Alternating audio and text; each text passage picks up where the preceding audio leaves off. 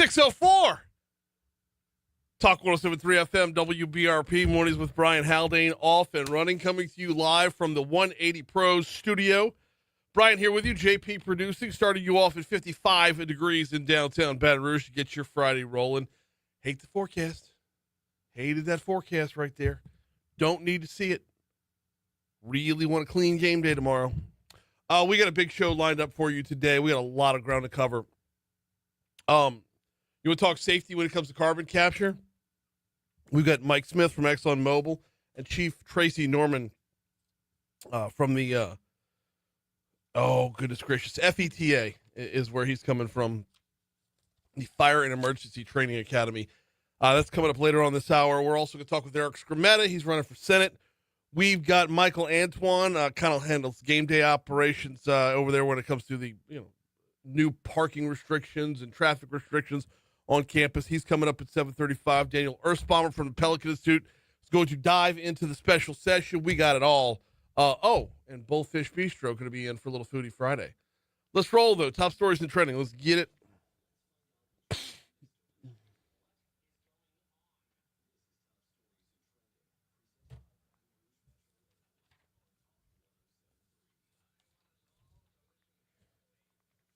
Number 5.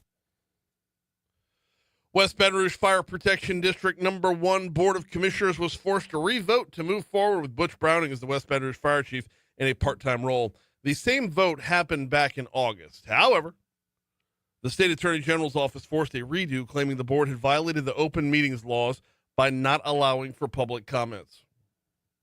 Number 4. U.S. Department of Commerce has approved the Port of New Orleans' request to expand its federal trade zone to include St. Tammany Parish. Now, this move extends duty deferral benefits to North Shore businesses, strengthening regional trade and competitiveness while supporting job creation and investment across southeast Louisiana. Number 3.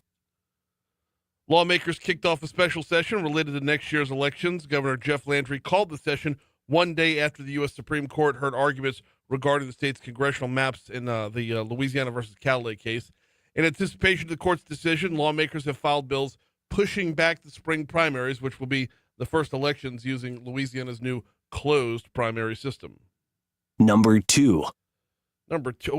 Number two takes us out to the tropics, where I need to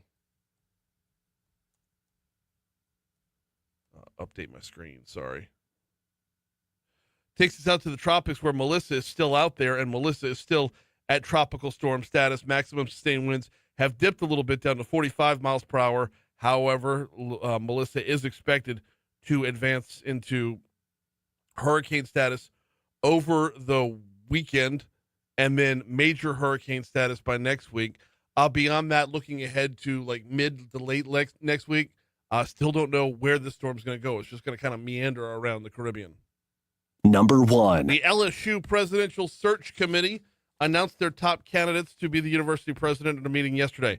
Among the finalists are current interim president Matt Lee, former University of Arizona president Robert Robbins, and current McNeese State University president Wade Roos.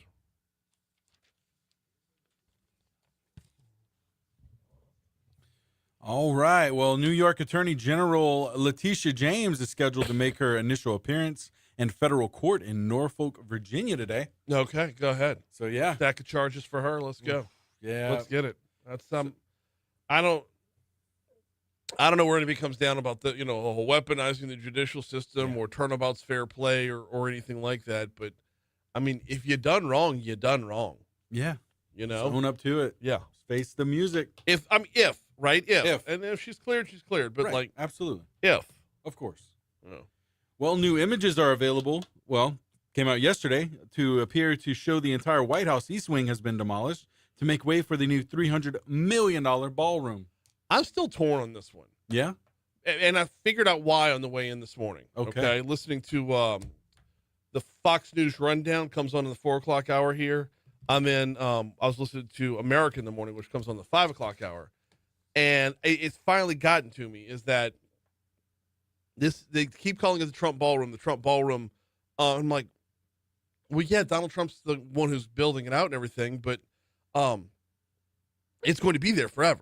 Right. It's not like he takes it with him when he goes. Yeah. The $300 million in private donations that aren't going to cost the taxpayers a dime. Like, my only concern is, will it be gaudy? It's the White House. There's a level of reverence to that building, right? And Trump is always bigger and better, right? Always bigger, make it larger, make it more elaborate, blah, blah, blah, top of the line, everything. I get it. I understand that. But, like, is the East Wing going to match the West Wing? Not completely symmetrical. Right. But is it going to look like, once it's all finished, is the actual White House? You look at, like, let's say the rotunda. Okay. Is that going to be dwarfed by the ballroom? Yeah. As far as legacy is concerned, as far as there being a Trump ballroom, the same way you have a Lincoln bedroom or the Roosevelt room, whatever. Right. Like, there are rooms that are named after presidents before, and if Donald Trump's the one building, and then from a legacy standpoint, the Trump ballroom makes sense. But, like, as long as it doesn't look just hideous, Yeah. Just don't be hideous. That's all. Well, you just kind of keep to upholding that legacy of the White House and not be something completely different. Yeah, and it's crazy. What finally formulated my take on this was there was a soundbite last hour from a guy who was poo-pooing all over it, saying, you look at the East Wing being destroyed, and this is just an example of what Donald Trump has done while he's in office. And I'm like, what? Gosh. Growth?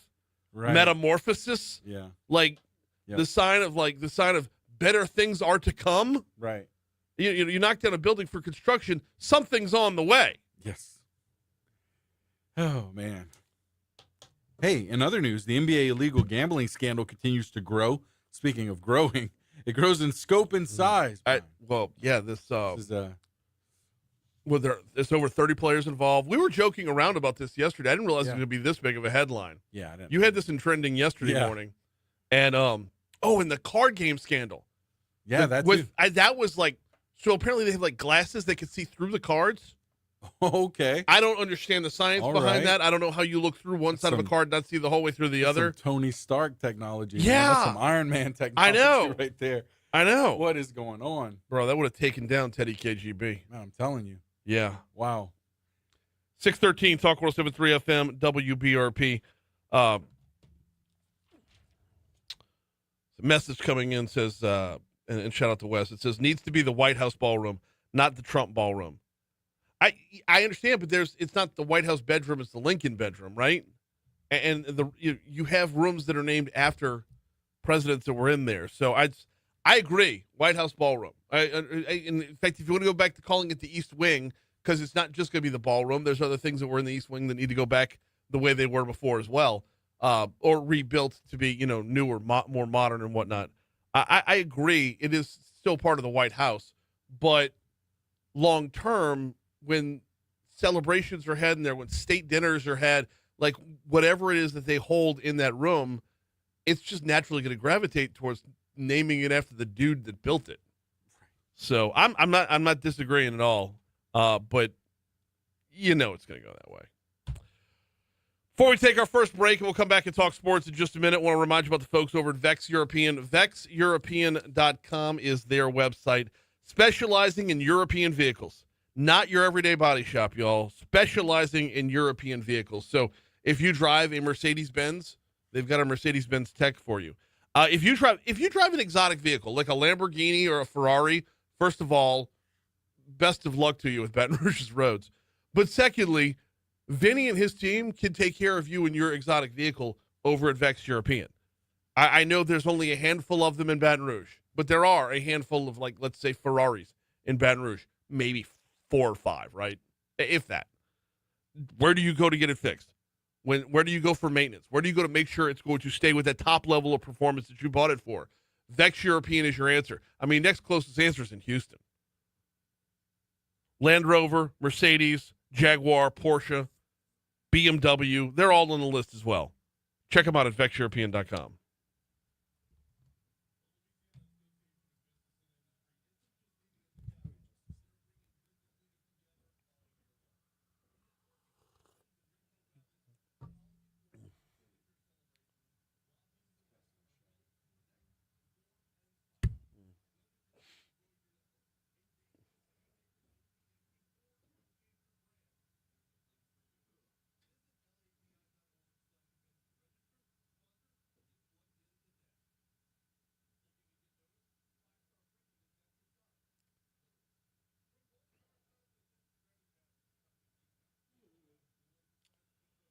Don't walk.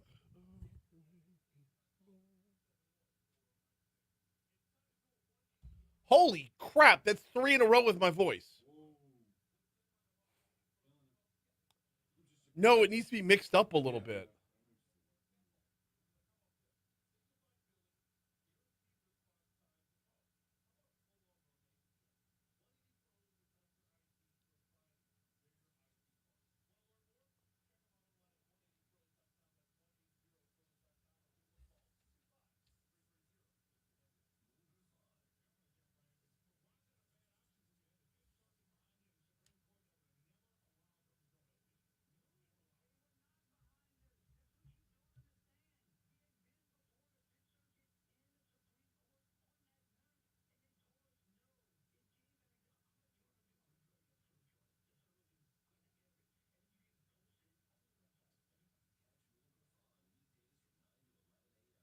And where's the governor at with that flow chart?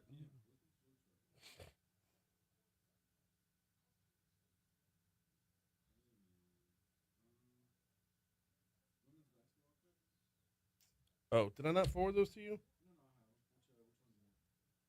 We're going to hold off till 20 for those.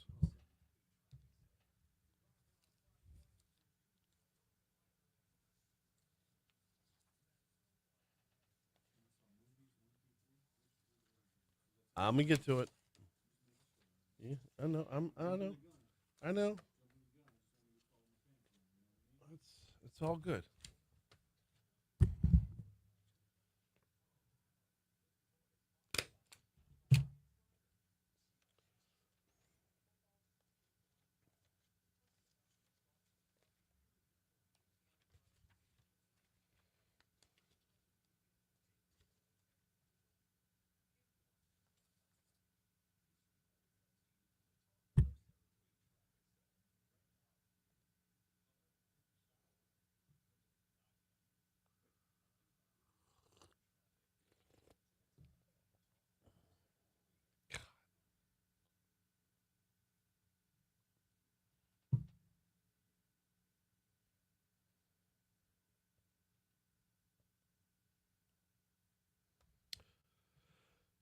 .617 Talk 107.3 FM WBRP mornings with Brian Haldane rolling right along. We got a lot to break down here, y'all. First of all, Talk 107.3 is your home for Kim Mulkey and the LSU women's basketball team. They had an exhibition game last night, won by 102. No, they didn't win by scoring 102 points. The differential, the point differential was 148 to 46. They won by 102. We'll have some highlights for you coming up on our next segment. Right now, though, I want to talk a little LSU football. They'll be at it tomorrow against Texas A&M. A&M quarterback, LSU, last year, LSU's defense allowed A&M quarterback Marcel Reed to come off the bench and rush for 3 touchdowns in the 38-23 loss. Sophomore defensive tackle Ahmad Bro remembers it all too well. Says the team is more prepared this time around. I feel like we didn't trust our eyes. I feel like that was the issue. I don't think it was him himself, but I feel like this time around we have guys from last year too that I think trust their eyes more, trust their ability, and I think we'll get the job done. It's down to crunch time for LSU. If you want your playoff aspirations to remain alive, got to get a win this weekend because you're going to have 2 more top 25 teams on the schedule. You still got to go to Alabama, and you still got to go to Oklahoma. Direct flights available to both via flybtr.com. More on that later. But if you do win tomorrow, you can change your trajectory on the season and really, catapult yourself back up towards the top 10 and back towards the playoff picture. Cut 17. This is a golden opportunity in front of us, so we have no choice but to put last week behind us. Number 3 team in the country coming in, good team that we'll be able to match up against, and we got to do our part. Kickoff Saturday night, Tiger Stadium, 6:49 p.m. Eagle 98.1's game day, I believe, begins at 1:45. Looking at the forecast for tomorrow, it's going to be spotty. I mean, rain looks like we're going to have some rain around the midday hours, about a 60% chance of rain at noon and maybe a little bit before noon, a little bit afternoon. Should clear up for an hour or two in the late afternoon, but then 5 p.m., 6 p.m., 7 p.m., there's a 40 to 50% chance of rain throughout the evening as well. We'll talk Saints. We'll talk LSU women's basketball after the Fox Business Report.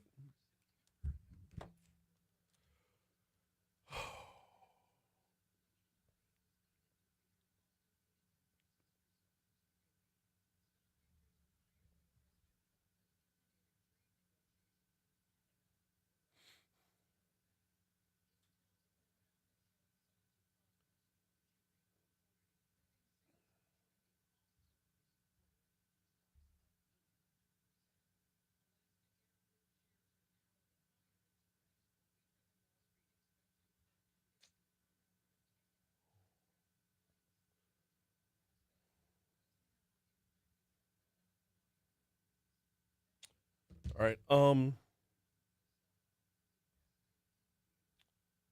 need to get the box score so I can tell you what I want. LSU sports.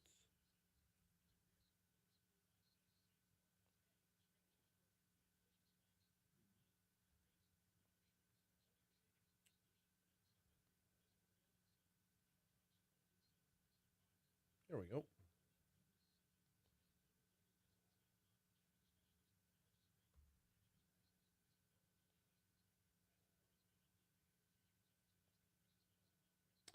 They don't have the box score at LSUsports.net. Awesome.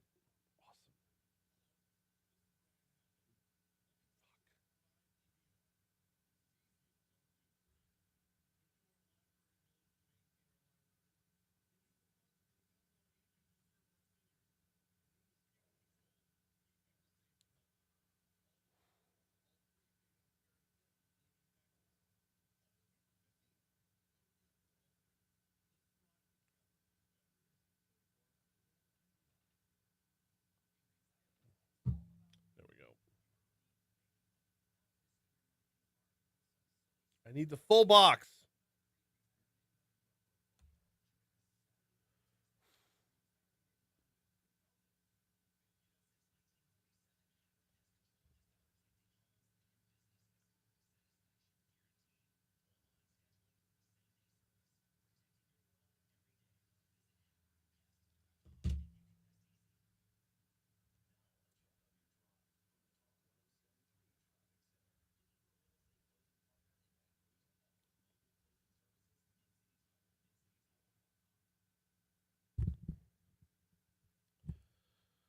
We're going to start on the surface streets and work our way backwards this morning from the Talk 107.3 Traffic Center. There is a stalled vehicle in the roadway north Ardenwood at Choctaw. That's the only thing going on the surface streets.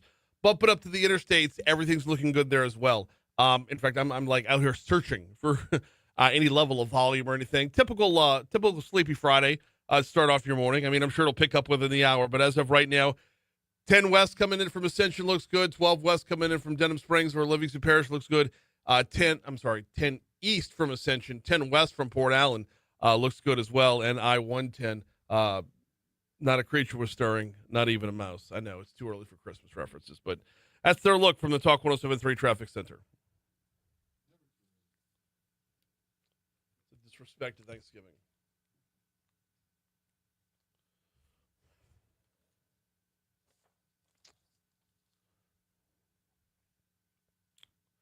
Keep the bumper going. I need 1.2.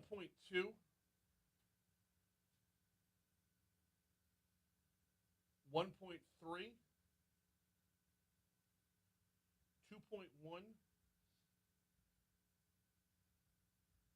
Nothing from Flaugier. Those will do. 624 Talk 107.3 FM, WBRP. Mornings with Brian Haldane rolling right along. Tell you what, we're going to do things in this order. We're going to keep it football before we pivot over to basketball. All right, we're going to talk LSU women's basketball here in just a second. We will. But first, when it comes to the New Orleans Saints, they're taking on Tampa Bay Buccaneers on Sunday. 3:05 is your kickoff. That game will also be on our sister station, Eagle 98.1.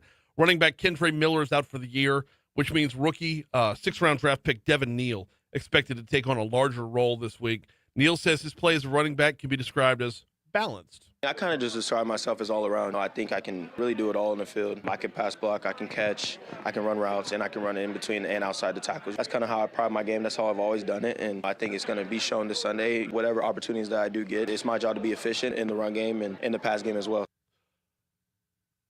Neal, 6th-round pick, was an absolute steal in this draft. I mean, he could have gone as high as the 3rd or 4th round.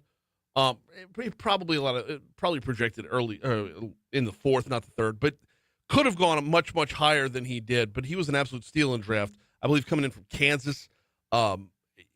He's one of the guys who, coming into the season, before you knew Kendre Miller was going to be okay, and of course now Miller's not okay, but when you were looking for who's that next back, as Alvin Kamara starts to, he's eclipsed 30 years old, running back gets 30, you start to turn the page a little bit. But as we were entering this season, Devin Neal was a name that I was super intrigued by, because it doesn't matter what you do this year, you're going to be terrible. How do you build for the future? Are there a few guys on this roster who can be part of an awesome Saints future? Devin Neal's one of those guys, or at least one of the names we want to learn about. So looking forward to seeing what he could do. Sunday, 3:05 on our sister station, Eagle 98.1. Meanwhile, last night right here on Talk 107.3 FM, it was an exhibition match. But, I mean, I haven't seen an exhibition match this lopsided since Ivan Drago took on Apollo Creed. 148-46, LSU beats Mississippi College. My word. Everyone on the roster had scored before halftime. And admittedly, I wasn't dialed into the whole game because my daughter was playing as well, and that's where my attention was going to be last night. But looking at the stats on the back end, looking at the box score on the back end, this was ridiculous. Let's see here. We had 1, 2, 3, 4, 5, 6, 7 Tigers in double figures last night.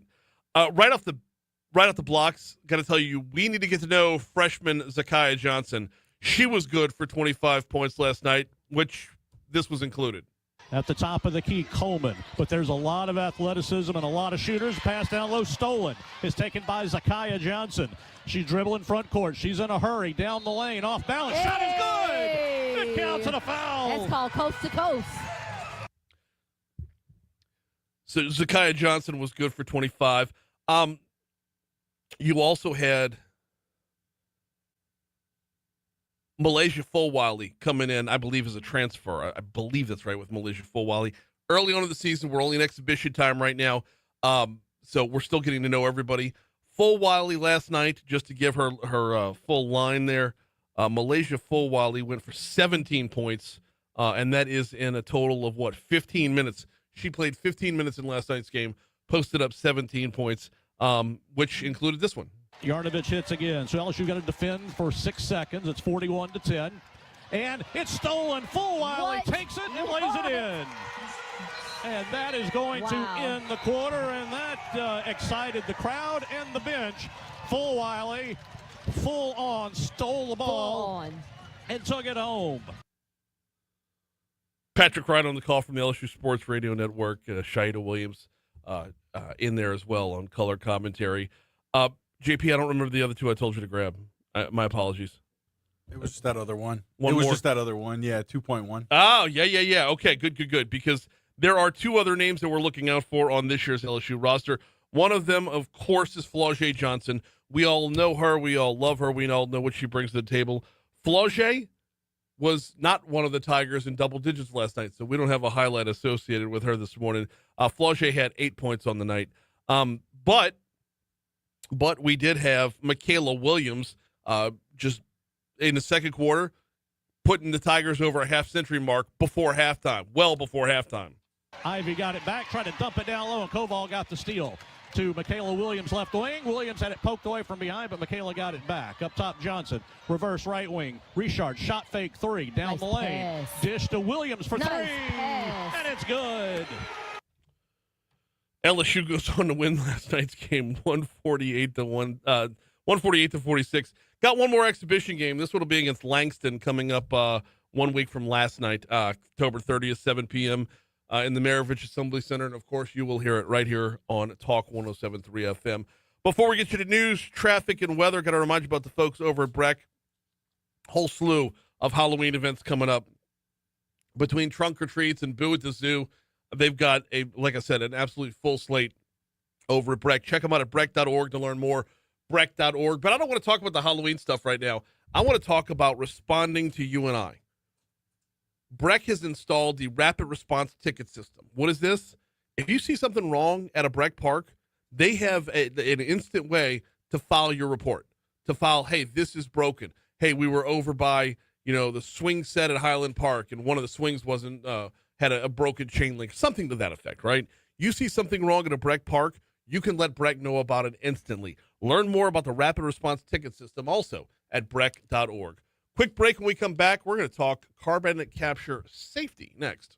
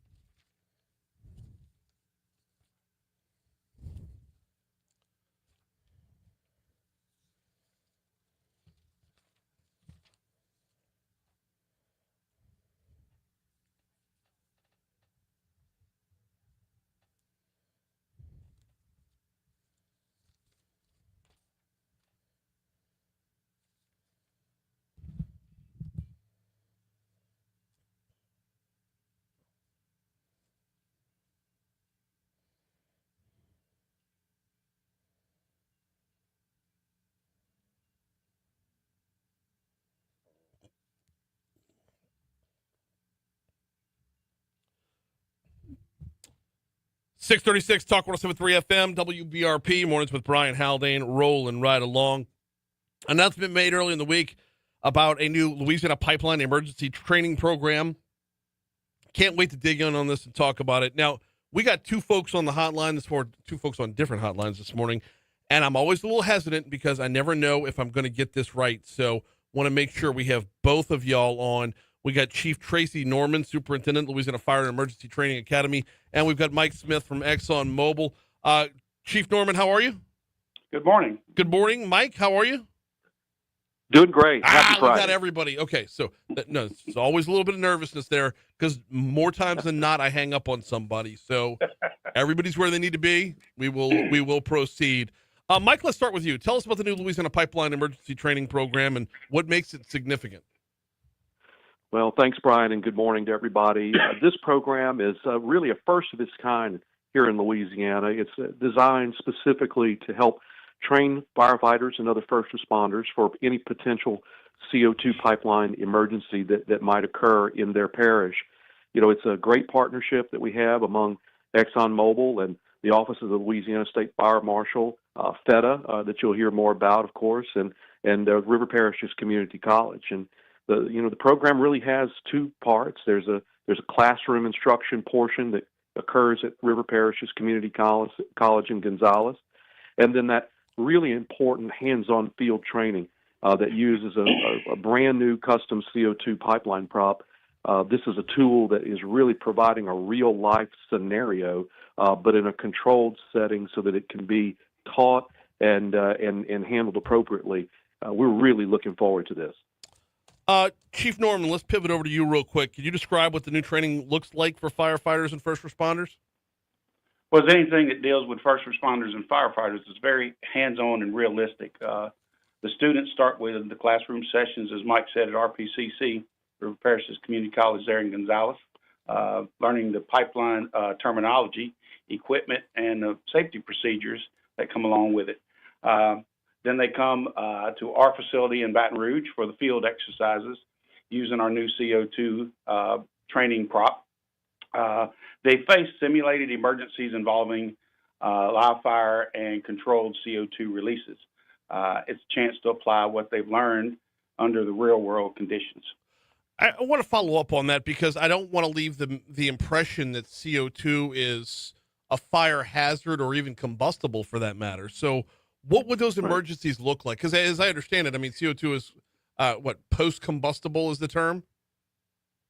Yes. Well, that's right, and I'll kind of jump in on that one, Brian, because it is CO2 is a colorless, odorless molecule. Of course, we breathe it out, and plants breathe it in, every single day. But when it's transported through a pipeline, it takes on some special properties. The way that it is, transferred through a pipeline in its supercritical form.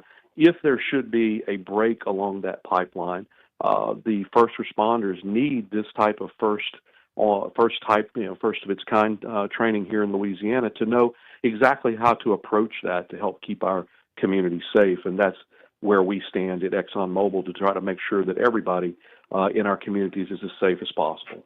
Well, let's follow up on that if you could, Chief, and talk about why this type of training is so important for really the whole state of Louisiana. So pipelines are a key part of Louisiana's infrastructure and our energy. There's so many that run through our state. But with that comes responsibility, and that means being ready for an emergency, which is what we do here at Louisiana Fire and Emergency Training Academy. This program gives our firefighters the experience and confidence to respond safely and effectively to CO2 incidents. It's about protecting lives, property, and our communities. We're talking with Mike Smith from Exxon Mobil. We're also talking with Chief Tracey Norman, Superintendent of the Louisiana Fire and Emergency Training Academy.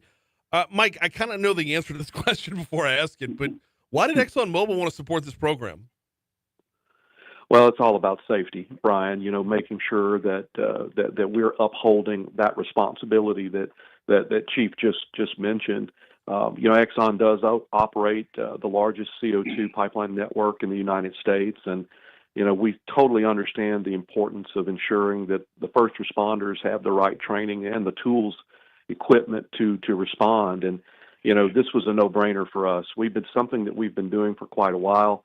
in the state of Texas. But the feedback that we were getting from our Louisiana firefighters was that can we get this close to home? Is it possible for us to bring this here to the river region specifically? And we stepped up. I'm so proud of our company and our employees for stepping up and donating a total of about $500,000 worth of equipment, curriculum, and funding. And this is all going to help just strengthen this readiness that you've been hearing about, and especially in communities with the CO2 infrastructure. Well, broaden it out for me, and we're going to stick with you here, Mike. Broaden it out for me a little bit and talk about how it folds into ExxonMobil's broader commitment to the state.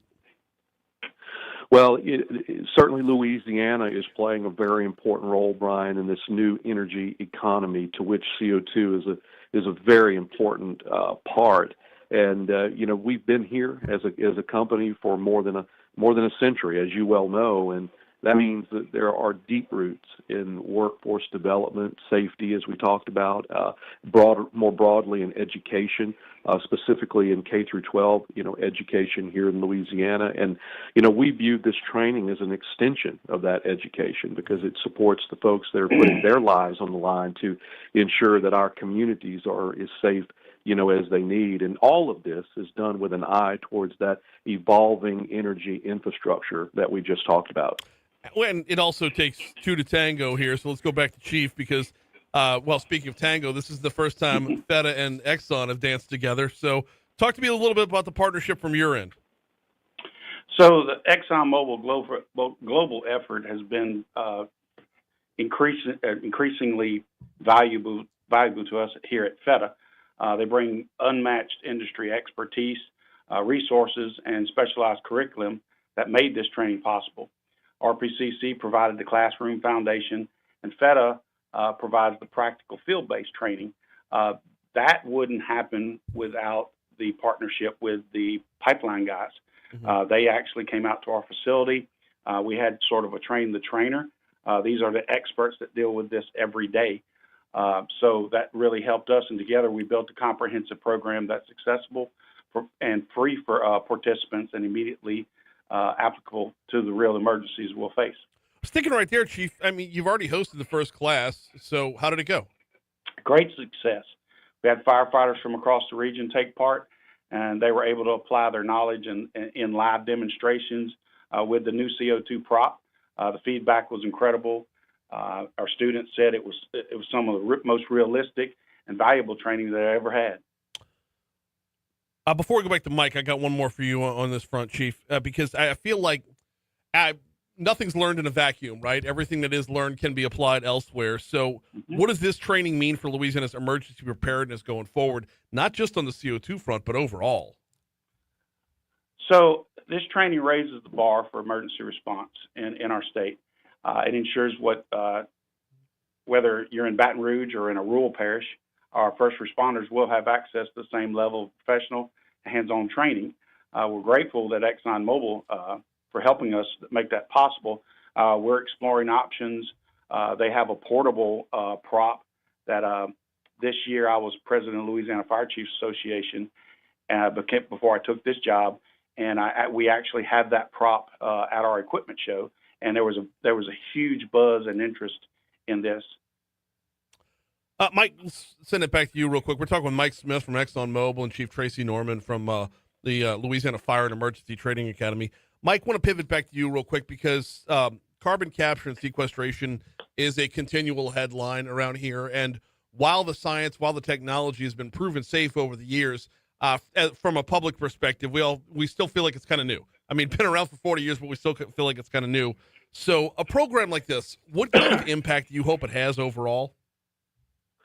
Well, Brian, CCS, as you say, is certainly not a new technology, but it's certainly new to the conversation at this broad of a level. And one of the things that we're trying to do with ExxonMobil is help demystify that and tell that story and explain its important role in the larger energy space.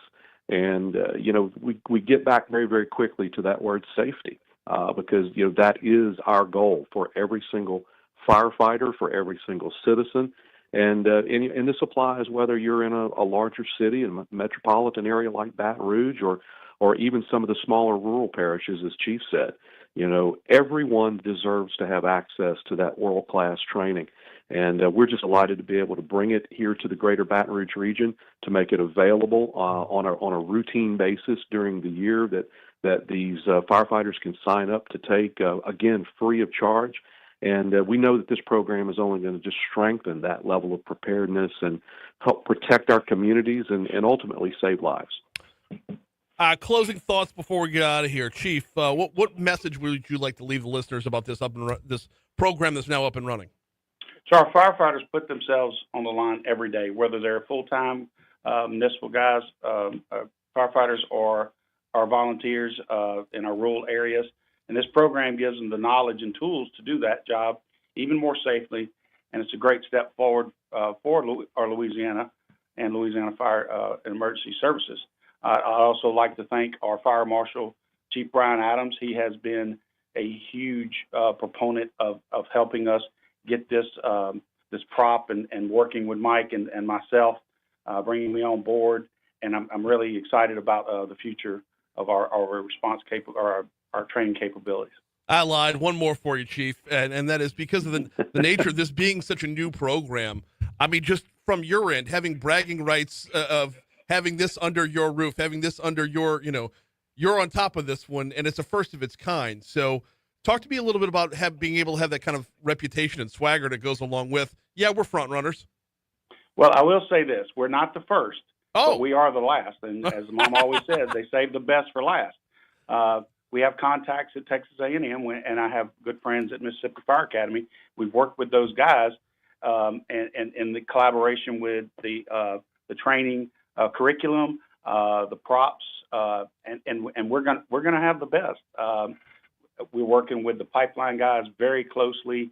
Even after this initial training, we're already looking at ways to improve it, and that's what your Fire and Emergency Training Academy does. We look for better and innovative ways to make our firefighters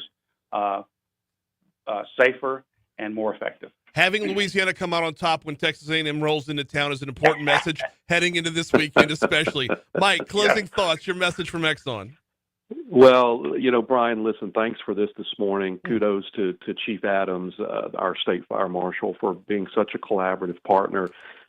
Chancellor Clinton Taylor at River Parishes Community College, and our entire working group that we stood up, believe it or not, 2 years ago, almost to the month, 2 years ago, to start, preparing for this moment and bringing this here. These folks traveled to those other places that you just heard.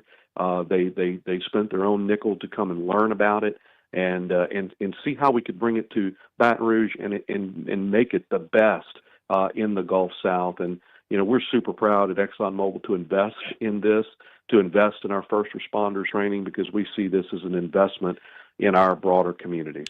Mike Smith, Chief Tracey Norman, thank you all so much for a couple minutes. Thank you, Brian. Thank you. Here's your money now.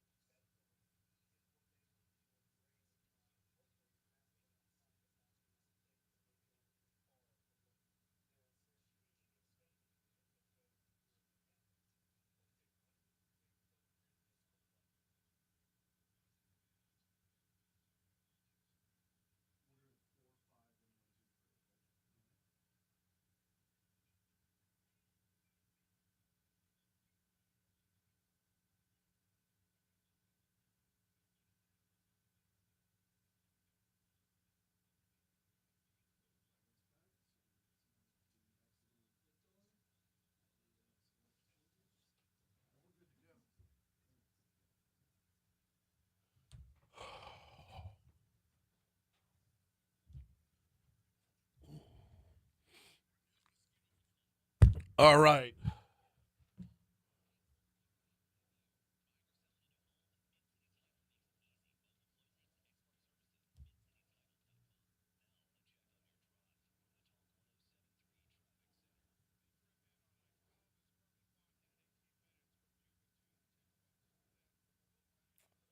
Chandler. Good morning, Christy. Welcome in, Boo.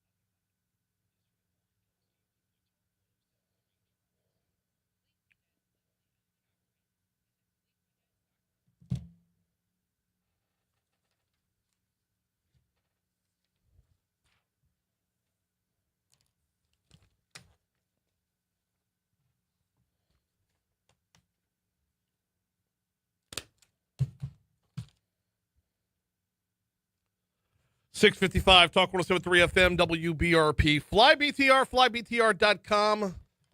Baton Rouge Metro Airport, sponsors of Top Stories and Trending, and of course of the show right here on Talk 107.3 FM.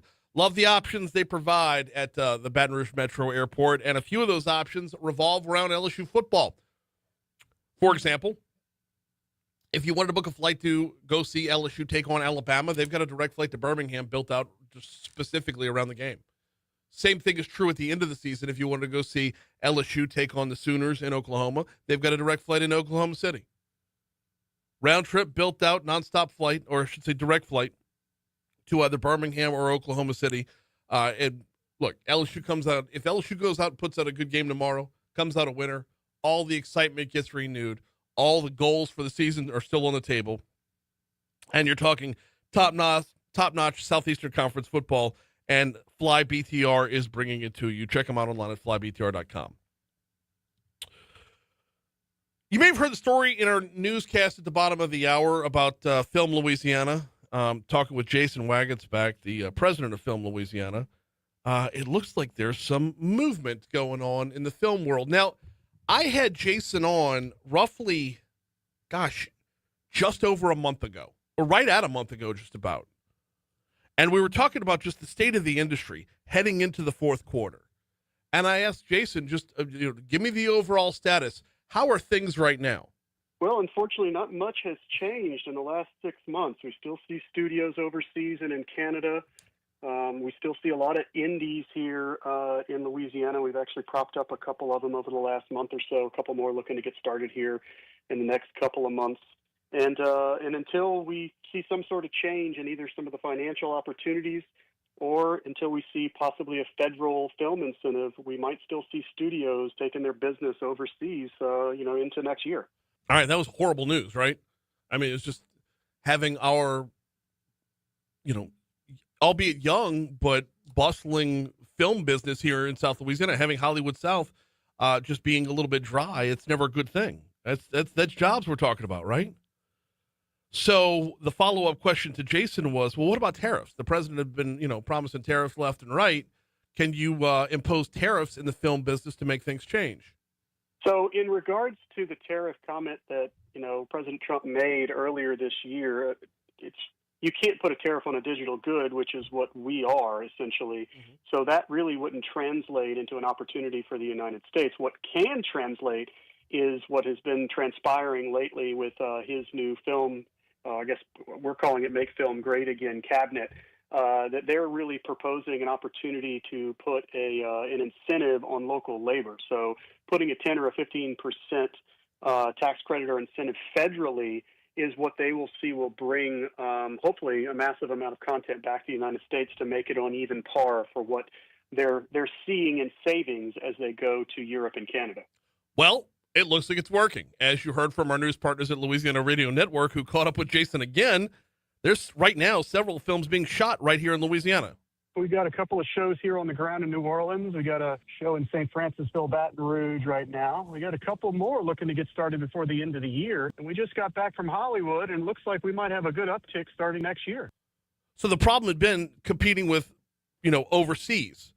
We do just fine when we're competing against other states. We have a lot of those unique locations. We can double for other countries, other cities. And that's one of the main reasons we're obviously hearing a lot more about how Louisiana is going to make a comeback here real soon. Gotta love it. Let's head into 2026 on the right foot when it comes to, the people that do digital effects and the people that build sets. I'm sure we have a few actors involved as well. Wagon Spec says filmmakers and TV producers, they're showing a greater willingness to produce their films and shows domestically instead of heading overseas. I think they really are starting to realize we have great talent here. Why am I going 12 hours on a flight to actually go and work when I can do it right here at home? Well, as long as it's financially the right answer. As long as it makes money, right? That's what this is all about. Hour 2's next.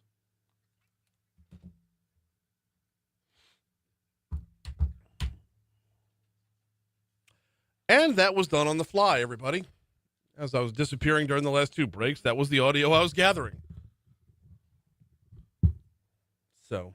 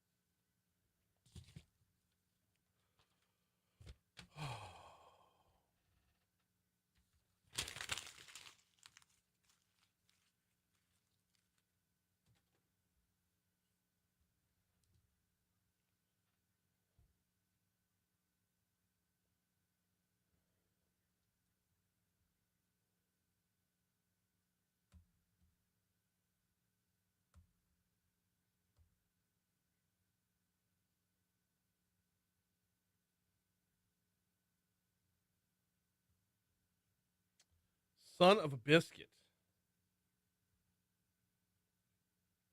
Okay.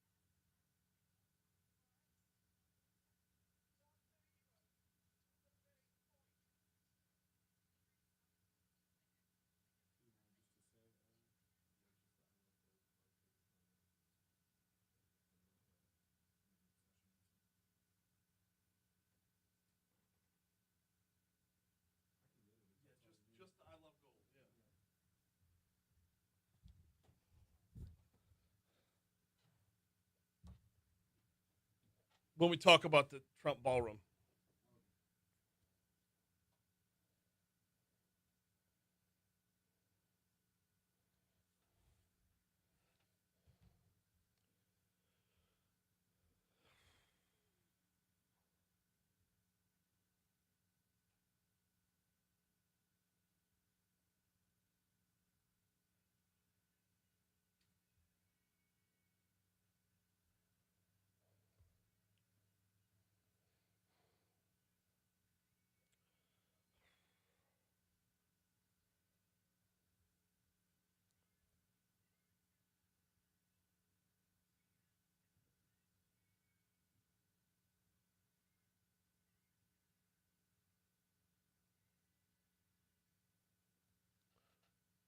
.705 Talk 107.3 FM WBRP mornings with Brian Haldane rolling right along. Hour 2 coming your way right now from the 180 Pros studio. 180 Pros, your business's IT partner.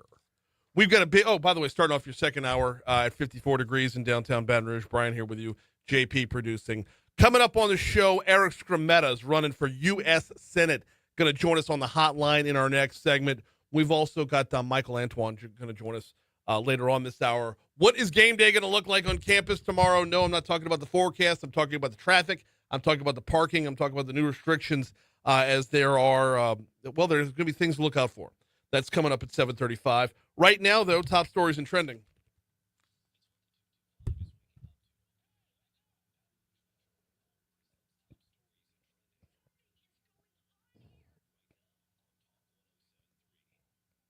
Number 5. Starts us off in the Caribbean where Tropical Storm Melissa is just walking around, just going for a stroll in the Caribbean. Still a tropical storm, 45 mile per hour maximum sustained winds. Going to be a hurricane by tomorrow, major hurricane late Sunday into Monday. But we have no idea on the route. It's moving very, very slowly right now. Looks like it's going to head north for a little bit, then west for a little bit, then maybe north, and maybe back to the east a little bit.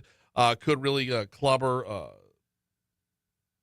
Cuba as it makes its way north, but it's so early to predict. Like where it is right now versus where it's going to be by Wednesday, it's still going to be in the Caribbean. So forecasters are kind of bum-fuzzled by this one. Number 4. West Baton Rouge Parish Fire Protection District Number 1 Board of Commissioners was forced to re-vote to move forward with Butch Browning as West Baton Rouge Fire Chief in a part-time role. Same vote happened back in August, but the State Attorney General's office forced a redo, claiming the board had violated open meetings laws by not allowing public comments. Number 3. U.S. Department of Commerce has approved the Port of New Orleans' request to expand its federal trade zone to include St. Tammany Parish. Now, this move extends duty deferral benefits to North Shore businesses, strengthening regional trade and competitiveness while supporting job creation and investment across the Southeast. Number 2. Across Southeast Louisiana. And look at the next line. That's on me. Ron Burgundy. Lawmakers kicked off a special session related to next year's elections. Governor Jeff Landry called the session just one day after the U.S. Supreme Court heard arguments regarding the state's congressional maps in Louisiana versus Calais. This is in anticipation of the court's decision. Lawmakers have filed bills that are going to push back the spring primaries, those closed primaries that we just moved up. Well, it's looking like we're trying to move them back by about a month. Number 1. LSU's presidential search committee announced their top candidates to be the university president at a meeting yesterday. Among the finalists, current interim president Matt Lee, former University of Arizona president Robert Robbins, and current McNeese State University president Wayne Roos.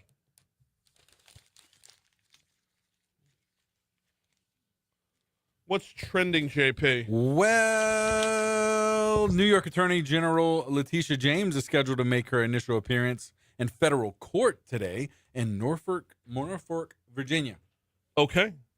Tripping over my words here. Yeah, you and me both this morning, man. Oof. It's get us to the weekend. My Telling goodness. you, man. Whoa. Yeah. So as far as the Letitia James story is concerned, mortgage fraud is apparently the charge here. Yep. That doesn't just come up out of nowhere, right? Because if this is supposed to be tit for tat, get some kind of political retribution for going after Donald Trump, mortgage fraud seems like a very weird angle. So, especially in another state. So, I don't know. I might follow this one. I don't know. I'm having trouble caring as much as like it's all over Twitter, right? Yeah. Oh, for sure. A lot of people care, but or at least are feigning indignation. But what we do? She'll be. And she'll be an out AG there. from New York is in Virginia for mortgage fraud. All right, pleading not guilty. So, well, new images available on Thursday appear to show the entire White House East Wing has been demolished to make way for the new $300 million ballroom. So the Trump ballroom, as it were, it'll be the White House ballroom, but there's no way it's not gonna. The name of it isn't just gonna gravitate towards the guy who built it, right? Of course. That's when Donald Trump is gone from the White House, this ballroom will be there. This isn't Donald Trump building a ballroom just for him to throw lavish parties, although he will be the first one to use it, I'm sure. But like once he's gone, the ballroom stays. Yeah, that's right. And it costs us nothing. Right. It's all private donation. That's right. $300 million worth of private donation, and I get all that. That's important to clarify. Yeah. There's a lot of misconception about it. Yeah. And it's also important not to look at what was the East Wing right now and think that this is a finished product with it on the ground. I heard a soundbite during America in the Morning where this guy's like, this is truly a symbol of the Donald Trump presidency. And I'm like, no. Yeah, it is if you want to talk about growth. If you want to talk about metamorphosis, if you want to talk about a bigger, better tomorrow, then yeah, sure. But you don't knock down the East Wing just to leave it knocked down, I don't know. My only concern right now is, can we be honest with ourselves? Just like, and I'm talking with MAGA folks right now. Can we be honest? The president does have a tendency to lean towards the gaudy once in a while. I say it with love. I don't know why I did a Trump impression right there. Right. That was unintentional. But he does go for the biggest and the best and the brightest and the most beautiful. I mean, the atrium at Trump Tower, if you've ever been to Trump Tower in New York, the atrium, I mean, it's like the all marble walls and the tint of the whole room. It's like it was designed as a lair for the villain from Austin Powers 3. Oh, yeah? I love gold. That's all you can think when you walk in. So I'm here for it. Bigger, better, yes, but not over the top. That's right. That's right. In other news, this NBA illegal gambling scandal continues to grow in scope and size. Oh, man. Man, this thing is got tentacles everywhere, right? Where, yes, it does. Because now every time anybody misses a shot in the NBA, everybody's going to be like, ooh, are they point shaving? Yeah. I mean, you look at any game that comes within a point of the original point spread, you're going to have the same thing. Like, ooh, they didn't cover the number. Ooh, somebody actually just sprained an ankle and came out of the game. Like, it's going to cause more doubt in the validity of the performance than anything else. And that's what stinks about it. And the thing is, legal versus illegal gambling doesn't change this. This has been a part of the game since the beginning of the game. And not just basketball, but football. Like, there have been point shaving scandals in football. There have been point shaving scandals in basketball. Like, throughout, as long as people have competed in something, then there's been the opportunity and or possibility to fall subject to the wrong side. Yeah. Hate to see it. But... Yeah, I know. You know who wasn't point shaving? Who's that? LSU women's basketball. They had 148 points last night. Not holding back. Flage only had 8, and the team had 148. All right. 7:13 and Talk 107.3 FM, WBRP. Before we take our first break of the hour, got to remind you about the folks over at Mathern's, right there on campus, Nicholson Gateway Shopping Center. Could be a little bit of rain tomorrow, or there will likely be some rain tomorrow. If you need to step out of the rain, Mathern's has got you covered. Walk inside. They throw away the salad bar. Actually, they just put it back in the fridge, I'm sure. But they fill up the salad bar with cold beer. So if you're bouncing around from tailgate to tailgate, want to stop by Mathern's, they've got you covered. Oh, by the way, if you host a tailgate, forgot something, you ran out of something, Mathern's has got you covered. Oh, by the way, if you didn't bring your poncho, they probably have those for sale too. They're downtown on 3rd Street. They're on Highland just west of Kenilworth, but tomorrow especially, they're in the Nicholson Gateway Shopping Center directly across the street from Tiger Stadium, the only full-service grocery store on campus, the closest grocery store to LSU football geographically is Mathern's.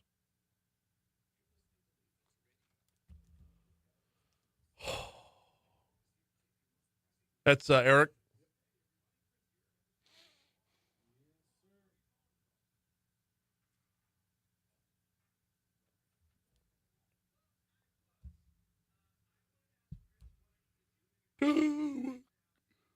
Oh, excuse me. Sorry.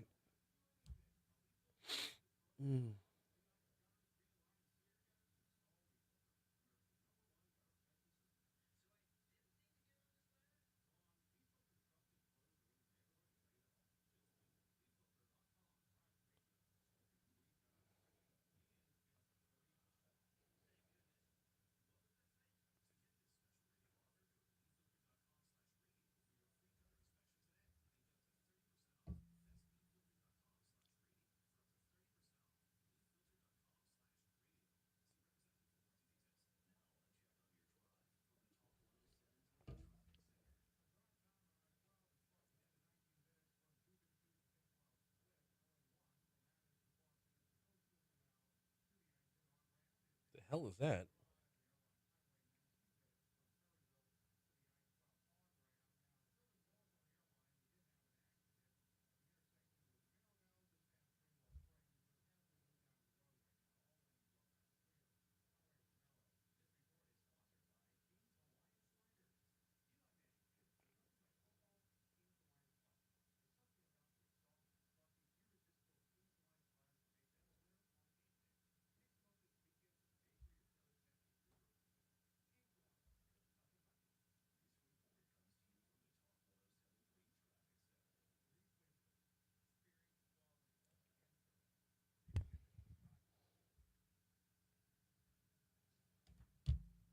Morning, Mark.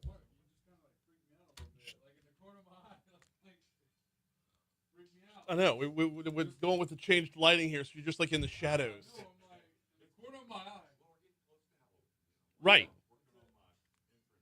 Yeah.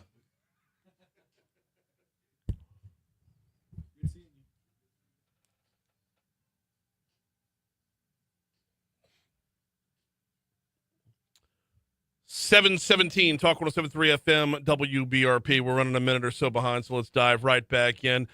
We've got a Senate race coming up. Well, I would love to tell you when, but that's kind of in limbo right now based off of the special session. But the Senate race is coming up next year. Joining us now, who has thrown his hat in that ring to be our next U.S. Senator, would be Eric Skrmatta. Eric, how are you, man?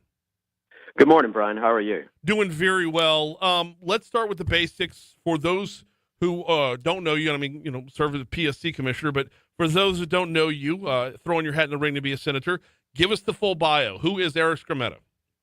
Well, sure. I am in my 17th year as serving as Public Service Commissioner for District 1, which Has it been that long? It has been that long. It doesn't seem that long. Okay. Well, in fact, I looked at my bar license the other day from the Supreme Court, and it said I have been serving as an attorney in the state since October 11th of 1985, and I did the math, and I went, "Oh my goodness, I've been an attorney for 40 years." And then I thought about it, and it's been 41 because I was a student attorney public defender in Baker City Court for a year under the supervision of the Supreme Court. And then I started thinking, I didn't really think I was that old anymore. But I've been an attorney for 40 years, and I've lived all my life in Louisiana and went to school in Louisiana, was a graduate of LSU, went to law school at Southern University, and also got a second law degree at Tulane University with a master's degree in maritime law. And went to work, started my own law firm, and eventually got further into business and decided that I was going to run for office and have been serving the public since 2009 in this capacity. As a young man, I worked for my father. My father was started in the seafood business out of high school on his own, and built a business. He and my mom worked together, and I learned a lot from them about how to live your life, and took everything I learned from them and applied it in my life. So I've been doing pretty good and doing great work for the state, and making sure that we've got at or near the lowest utility rates in the country for consumers of residential, and we definitely have the lowest industrial rates in the country, which has helped us get big things going with people like Meta for the 8 data centers in North Louisiana, and also helping to bring the new Hyundai steel mill to Ascension, amongst lots of other industrial development that's coming to the state of Louisiana because of the playing field that we've helped make. We're talking with Public Service Commissioner Eric Skrmatta. Well, actually, we're talking with Senate candidate Eric Skrmatta. Moving from the PSC to want to run for Senate, give us your why. What makes you want this gig? Well, I am term limited in the PSC. We're limited to 3 terms, and I still think I have a lot to offer the public as a public servant. And one of the things I think that we're not really focusing on with our current service of our current senator is we're not focused on making America energy dominant. I had the honor to serve President Trump as his campaign chairman the last 3 election cycles, from 2015, 16, 2020, and 2024. And one of the things we've always discussed is, how are we going to make America energy dominant? How are we going to make ourselves independent? And I think that we have got the ability, particularly in Louisiana with our oil and gas industry, but also with our ability to produce electricity and export that to other states, to help America achieve its goals. Plus, the nice thing about making electricity and energy is it helps us build an industrial base. We've seen the change in our country from the industrial development in the north and the northeast is shifting to the south and the southeast. And Louisiana has to prepare itself to become industrially and energy dominant. And I think I can really help our state do that through a wide range of legislation that I'm going to propose. November 14th, I have a book that I've written coming out called Conservatism, Endowed by Our Creator, and I've got a number of chapters on specific federal legislation that I will propose that'll help ourselves become better about manufacturing, about industrial development, and about energy mechanisms that'll help us become energy dominant in the world. We're talking with Eric Skrmatta. He's running for U.S. Senate.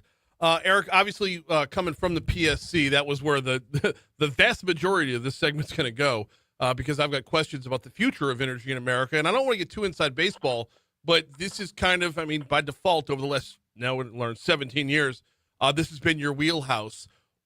Where is America headed on an energy front? Well, where we're heading is in a different direction than where we've been held back by the Obama and the Biden administration. We effectively wasted $1 trillion on the Green New Deal, and that put us in a position of letting China build itself out as a baseload power industrial, mechanism. And we've got to change that. And we're doing that through the implementation of tariffs. We're doing that through focusing on building out power resources, because power builds industry, power builds jobs, and that's going to be the focus for the future. We know that the president has made a call for doubling the generation fleet of the country, and doubling that through potentially what we're looking at as 1,000 new electric generation gas plants from natural gas, and as many as 300 or more nuclear power plants, of which Louisiana will have its fair share of both of those, because economies run on electricity. We've been discussing for a long time that how much electricity are we going to need, and I think that the easiest way to put this is, I don't think we're ever going to have enough electricity. I think whenever we get to a point where we say, okay, now we're here, we're going to need more. So what we need to do is find mechanisms that do this in a way that provide balanced costs for consumers, but also allow for the growth. Now, Louisiana has been very effective in that because when industrial customers want to come in and get more power, we're now making these industrial customers pay for this new energy. Unlike other states, I think a good example is the current governor's race in New Jersey, where New Jersey has an open market for electricity, and there's been a rush of data centers into that market, driving up the price of electricity. And the big issue in that governor's race is the price of electricity being so high, where that's not the case in Louisiana. We've, kept this in a mechanism where we've set the standard now for industrial development by these companies paying for it. Like Meta is paying for its new facilities, and we're going to get the value of it. So we've got a pathway on this. We're going to carry this forward. But more energy means more jobs. More people will move to Louisiana. We'll stifle our brain drain. And the more people that move to Louisiana, we get a better economy. And in the next census, we'll actually grow our congressional districts. And that's the key to helping Louisiana becoming more stable. I'm marking that down because we're pulling that soundbite later. You just hit one of the buzzwords that I've been leaning on for the last year, growing our congressional districts. We're talking with Skrmatta. He's on the PSC right now, but he's running for U.S. Senate. Obviously, PSC is very specialized. U.S. Senate covers just about everything under the sun. Eric, stepping away from energy for just a minute, what are your other priorities should you be elected? Well, one of the first priorities I have is to push a constitutional amendment for citizens-only apportionment for the calculation of congressional districts. Louisiana is at a disadvantage when you have states like California and New York count more than citizens in the calculation of congressional districts. We need to make it to where we have a true count of citizens, and then we will have true application of how many actual congressional districts need to be in place. So it'll establish parity, and that way we're not going to get a count of non-citizens and an encouragement of moving in illegals into states like California and other states that are open access states in that way. I think that's an important element because that will help increase the potential political effect of Louisiana through its congressional districts. Other aspects of things I want to see happening is I want to see tariffs work with the president's plan to help us reshore jobs. Louisiana is in a position to bring back manufacturing, particularly since the president has engaged in this discussion of revitalizing American shipbuilding. And, Louisiana has been a historic shipbuilding state. And so the movement back with steel making in Louisiana, steel production, the building of ships, and putting significant tariffs on that. The one thing people aren't really looking at is we do not make enough generators in the sense of electricity generators, turbines, and electric controls. A lot of those are imported. And we've got to bring that manufacturing back to the United States. I think you probably heard the president talk about bringing 90,000 new manufacturing facilities back to the United States. And through the effective use of tariffs and the amount of tariff money coming in, that can lay the groundwork for that. I've got a wide range of issues, but one of the things I would like to see happen is helping our veterans. I think that, we see a lot of commercials about charitable organizations that help our veterans with housing, but I think it's shameful that our nation does not take care of our veterans themselves. And I would like to see our government work to provide housing for veterans who are victims of injury, whether physical or mental, from war, and provide housing for them. I want to see ourselves, work on school choice. I want to see the money follow the child. I want to protect our religious liberty. I want to make sure that we provide First Amendment protection on all electronic communication.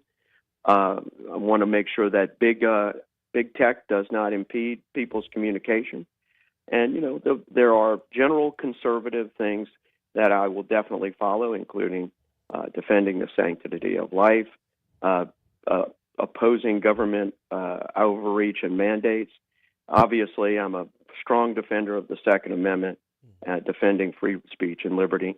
And just yesterday, I wrote an opinion piece on universities and private schools, private universities and private schools in the state of Louisiana opposing the establishment of allowing Turning Point USA chapters to be allowed to form in Louisiana.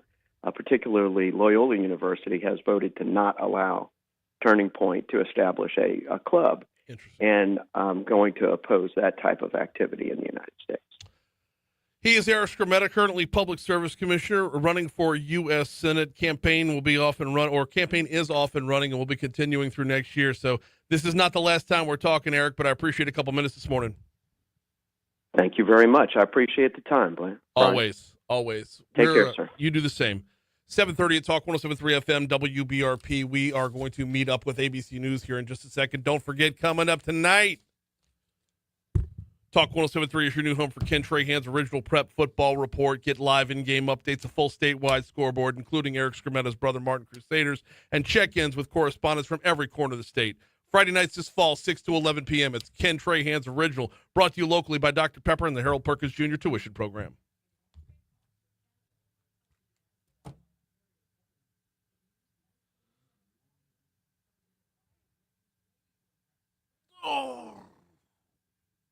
I hope he went to Brother Martin. I think I got that right.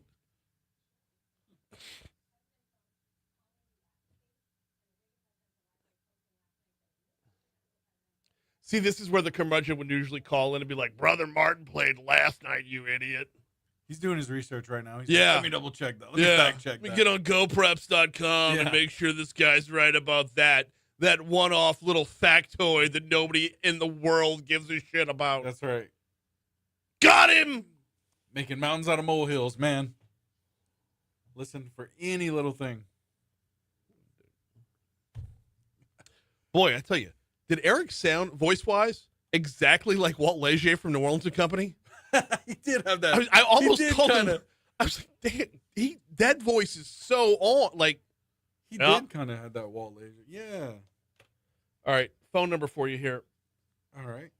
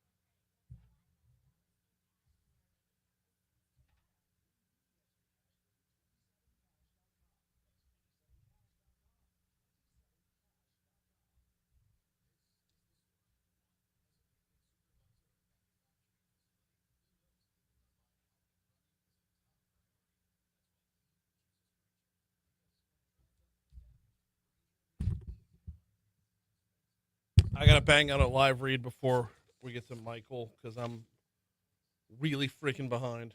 All right.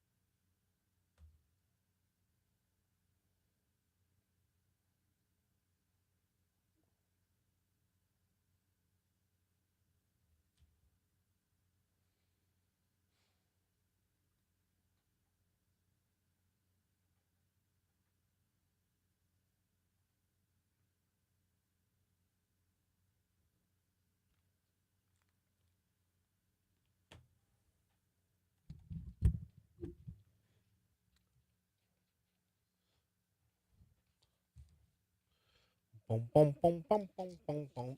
736 Talk 1073 FM, WBRP, mornings with Brian Haldane, rolling right along. Let's talk about game day prep, game day safety in just a minute. We'll have Michael Antoine, the Vice President of Public Safety over at LSU, on with us in just a sec. Do need to remind you about the folks over at Landmark Bank. LandmarkBankLA.com is their home base online. Where will you find them in real life? Well, that depends on what community you're in. And I use the word community specifically because they are a community bank. Founded in 1897 as a community bank, remain true to that mission today. Visit landmarkbankla.com. Hit the little About tab. The drop-down menu there, you'll find locations and hours, right? If you're in Zachary, Brewley, Clinton, Denham, and there's a whole, more than a handful of locations to find them. When they remain true to their mission as a community bank, what that means for you, if you are in that community, is they're here for you as someone who you walk in, you have a relationship with. You don't just have a bank, you have a banker. So with your personal banking, where do you want to be in 10 years? Where do you want to be in retirement? They can help you set up future planning. They can help you with borrowing. They can help you with buying a house, buying a car, getting ready for whatever it is life throws at you. As a community bank and a community banker, you have a partner through all that. On the business side, well, I don't even need to tell you. If you went through COVID as a business, you know the relationship you develop with your banker. It's unbelievably important.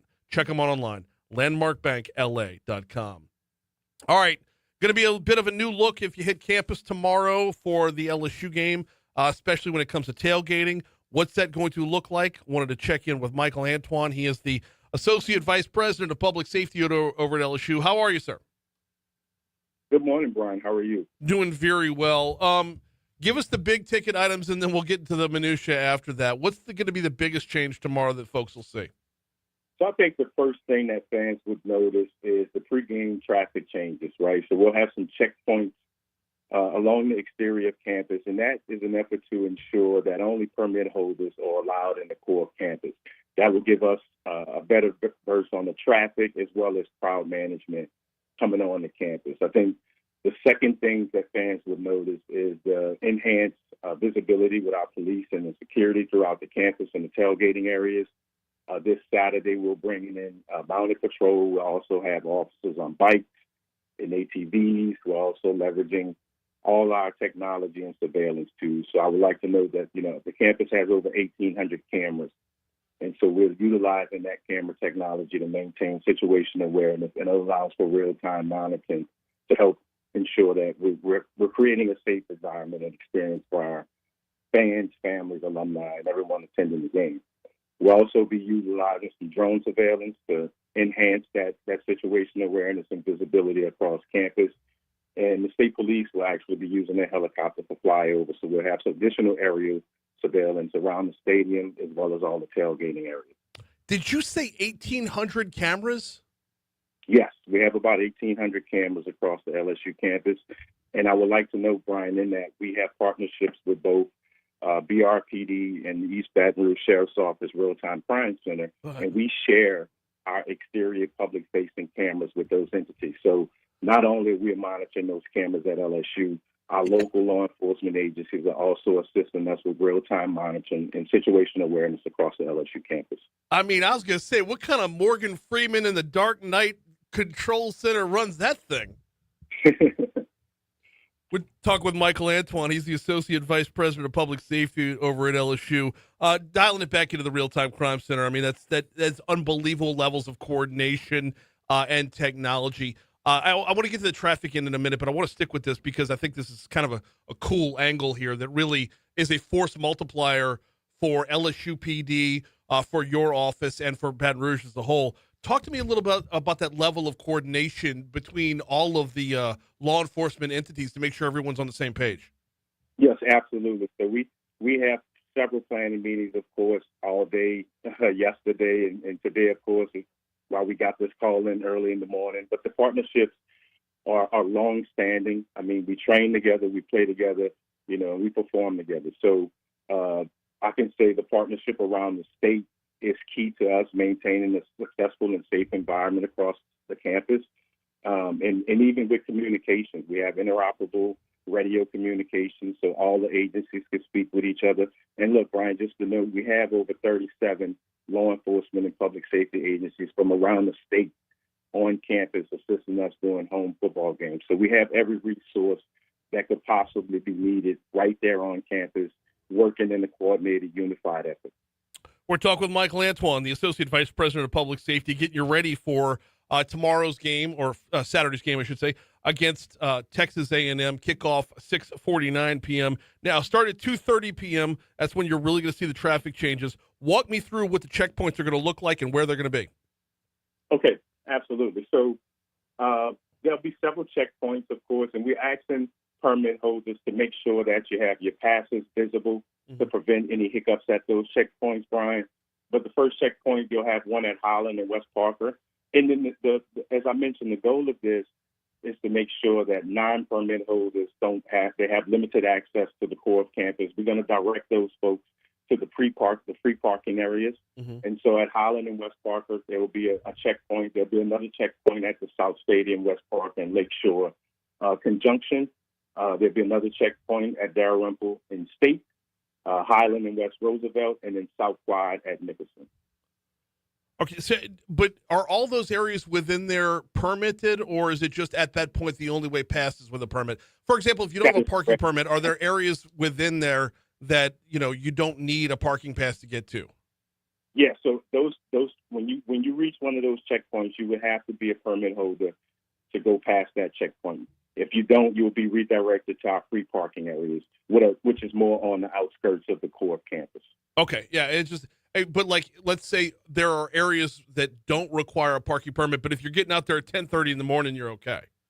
Yes, yeah, that's correct. Yeah, just want to make sure we had that clarification on there. Michael Antoine is the Associate Vice President of Public Safety over at LSU. We're kind of walking you through what game day is going to look like. Let's talk enhanced visibility for just a second. You mentioned 37 agencies. I think I heard you mention mounted patrol along with that as well. This is going to be an impressive presence. Yes, absolutely. Brian, our goal is to ensure that the LSU game day experience remains a safe, family-friendly, and welcome environment for everyone. And I want to say to all our fans, we hear you, we see you, and we're doing something about it. We have to meet the community's expectations.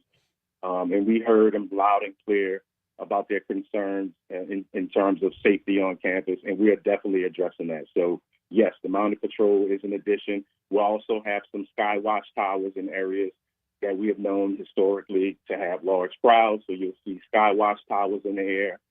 Mind you, those skywatch towers also have cameras attached to them, so that gives us additional visibility across campus. So there's very minimal spots, I would say, on campus that we don't have camera visibility.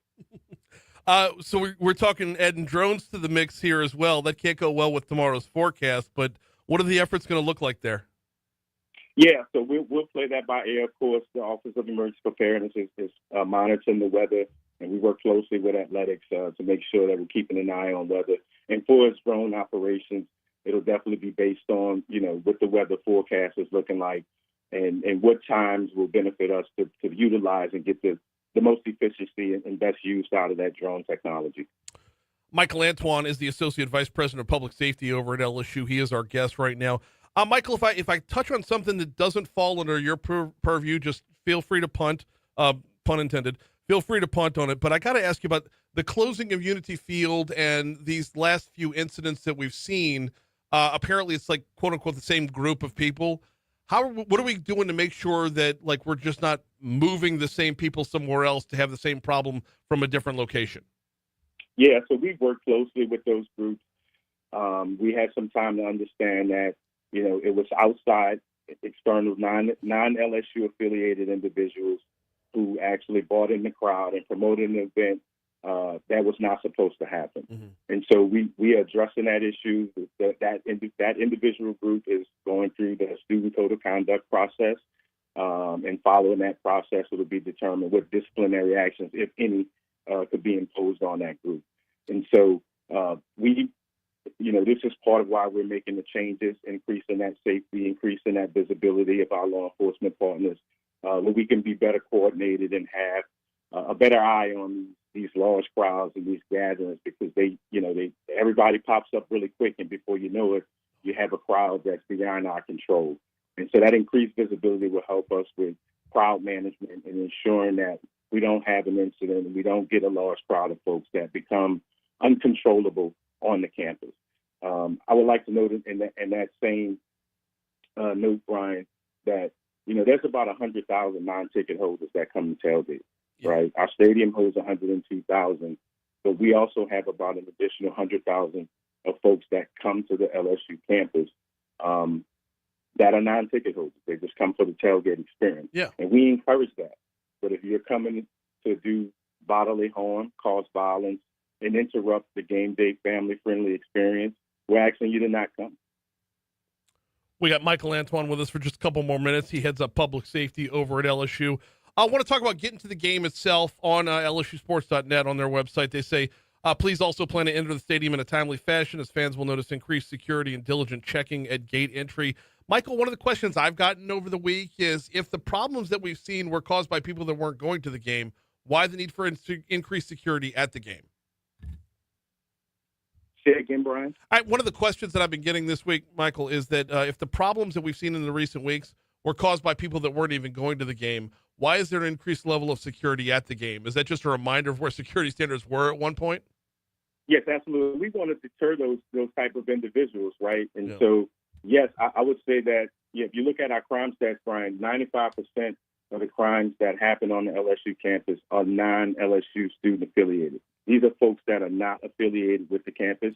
We are a public, open campus, so we're very limited of who we can prohibit from coming into a public space.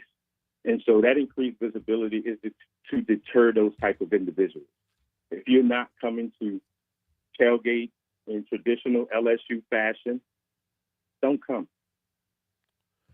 Fair enough. Absolutely. That would be the message heading into Saturday's game. Kickoff will be 6:30 p.m. Around 2:30 p.m.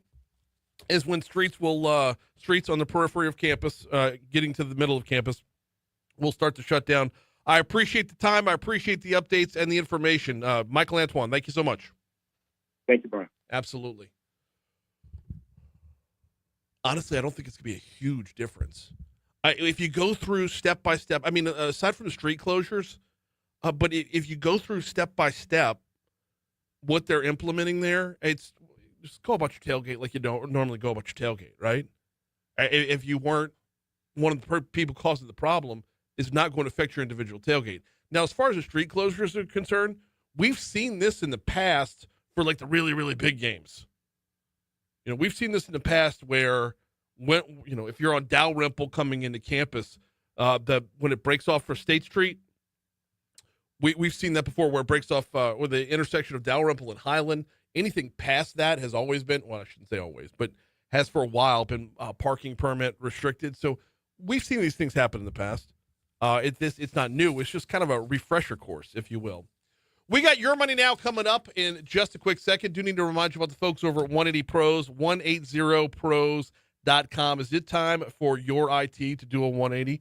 Is it time to get rid of your internet service provider, and move over to an internet service partner? That's what you get from 180 Pros. Give them a call, 225-330-2200. Locally owned, locally operated, simplified billing, guaranteed response time, 180pros.com.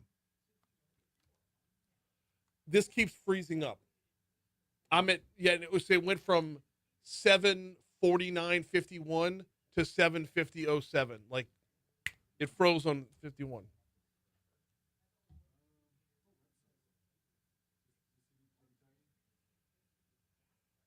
Oh, wait. Do what? Time.is.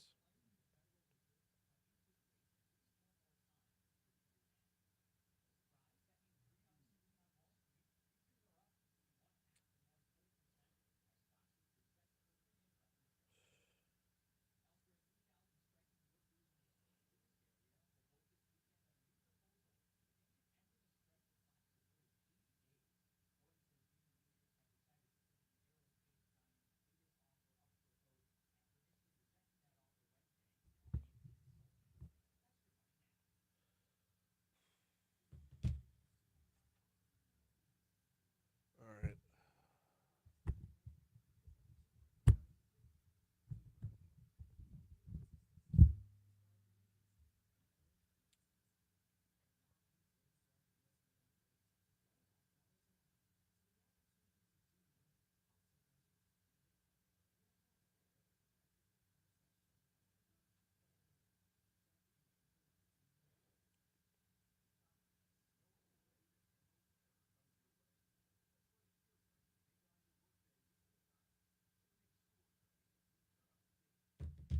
Jay. Sorry, man. I saw your text after you were already in here.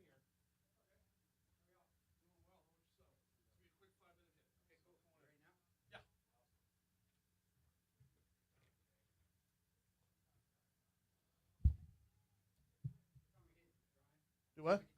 Yeah. Yeah, go for it.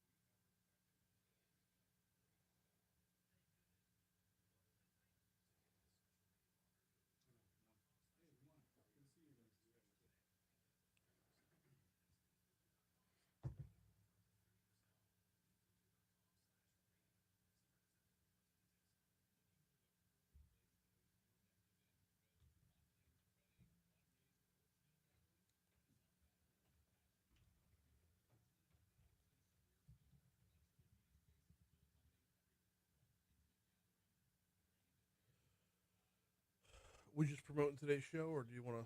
What else are we? Yeah. Okay. Well, I mean that's November 15th. So yeah.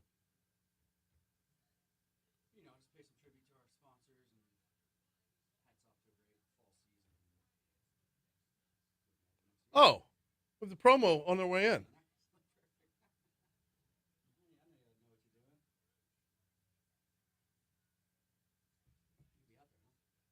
Yeah, I'm emceeing today. Oh, there's a few bands that and I know you want to broaden out and bring in more names and more voices and whatnot. But there's a few that I look for when the schedule comes out, and I will punch people in the throat in order to get to them. Mixed Nuts is one. Michael Foster Project's another. And Sean Ward with his yeah.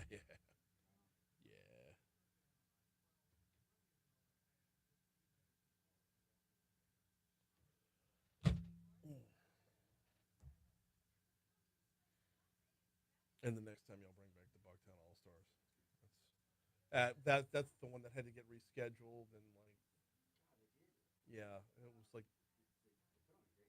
oh they played my wedding 24 years ago. They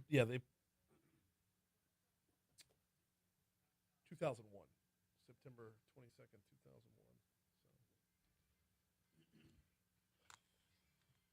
So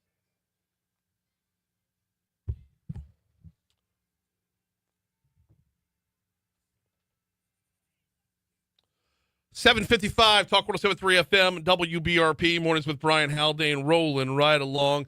Coming up this evening, 5 to 8 p.m. at Roar Plaza, will be the last installment of the fall series of Live After 5. Joining us now to talk about it, the guy who puts that on, Jay Hover. What's happening, dude? Good morning, guys. Thanks for having me. No, glad to have you on. First of all, give me a recap on Federales Fest from a couple weeks ago. Gosh, just an amazing event. Beautiful place, Live Oak at Cedar Lodge. Beautiful weather. Nothing but good feedback from the venue, the crowd, and the musicians themselves. So. We need more of them, man. We need. I know you're strapped right now, but we need to keep you working like around the clock. I'm here for it. You bring a great show every time out. All right, Mixed Nuts today at Live After 5. For those, and I can't believe there'd be anybody who would fall in this category, but for those who don't know the Mixed Nuts, what are you getting? America's favorite party band. Y'all come out and dance your shoes off, kick back, bring your chairs, bring your blankets, bring your families, and come have a great time with us. The only part I would argue about is the bring your chairs part, because this is high energy. No, it's high energy and it's nonstop, man. 100%. Once they start going, they go from a 10 to an 11, and when you think you're maxed out at 11, they go to a 12, and they don't stop. I mean, you got to drag them off for intermission, and then just cut them loose again. That's exactly right. We're excited. Great way to kick, to cap off a great fall series finale tonight with the Mixed Nuts. Come party with us. Yeah, absolutely. A lot of 90s music, which is great for my demo, if you will. Let's talk a little bit about Live After 5 as a whole. And I know we're very limited on time here, but Live After 5, a lot goes into this, but a lot of it is the city parish helps out a good bit. And we've got something coming up on the ballot next month, November 15th. Props 1, 2, and 3. That's Thrive EBR. How does that help? Thrive After 5. That's what we're trademarking. But get out and rock the vote. That's where Live After 5's funds will hopefully come from if the initiatives pass. And we just encourage people to get out there and support these great community events. It is a great. It's a free event for us, exactly. But there is a price tag on it, and the dollars from Thrive. This is one of the many areas that Thrive will help free up some dollars to make sure that great events like this can continue. As you head into the quote unquote off season for Live After 5, what's it look like putting together the spring lineup?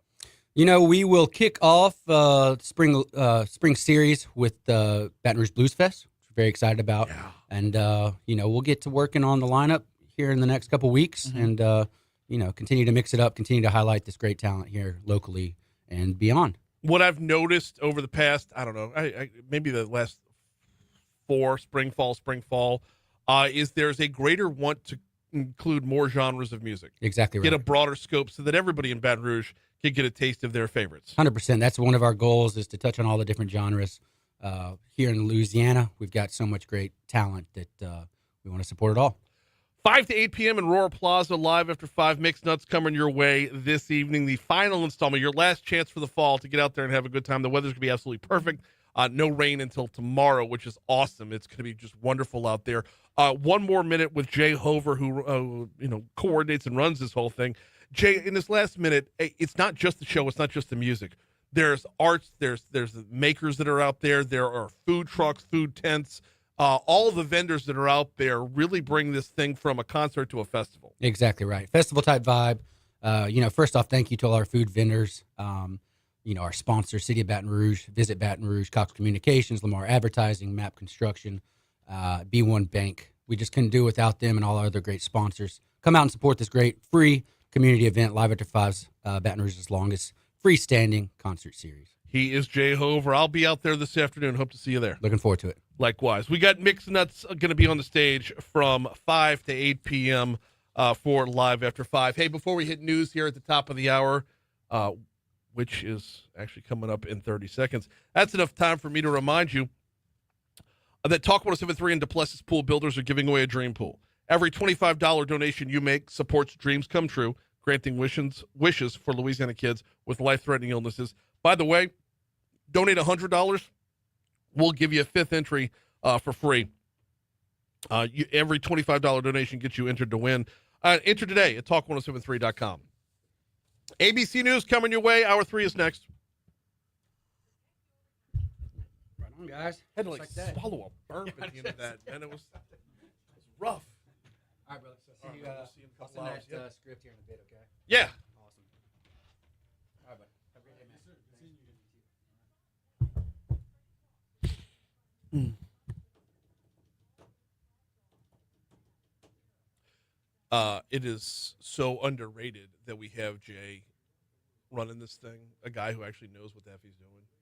Like and when I talk about the festival vibe, it's like all the smells from they had a tent, the last tent along the way. So if you don't know where Aurora Plaza is, it's in like go look at City Hall and then go to the riverside of City Hall. So like you got the River Center over here and City Hall here and North Boulevard over here. And there's this breezeway right next to City Hall. Yeah. And in a breezeway, you're going to have a breeze. Yeah. And the entire concert is downwind of this restaurant that was making char-grilled oysters. Mm. So you're just smelling butter and garlic, I'm like, it hurts. Salivating while you. So good.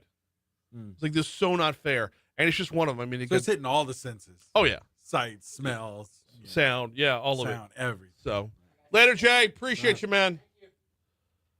But yeah, the way they've got the setup going now, and I credit Jay with this because they toyed around with it a little bit. Yeah. Like they turned it around, and anyway. But the way they've got it set up now is just absolutely perfect. It's could not be better. Mm.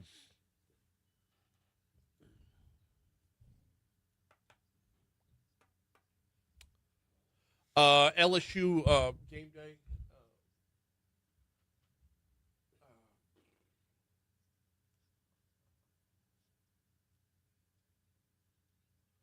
Just put LSU game day : what to expect with new restrictions.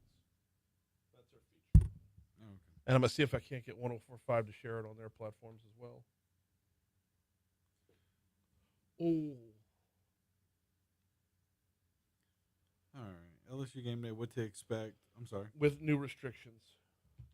By the way, anybody want to go to Live After 5 in the VIP tent? I've got bracelets. I don't know how many yet, but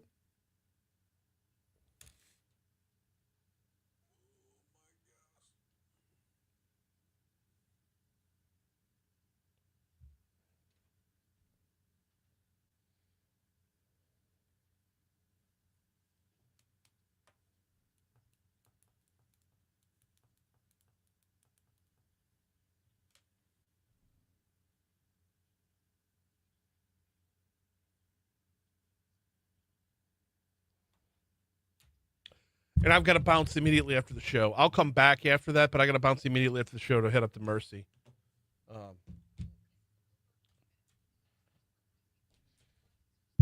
I don't think I'm allowed to say out loud why. Oh, okay. So.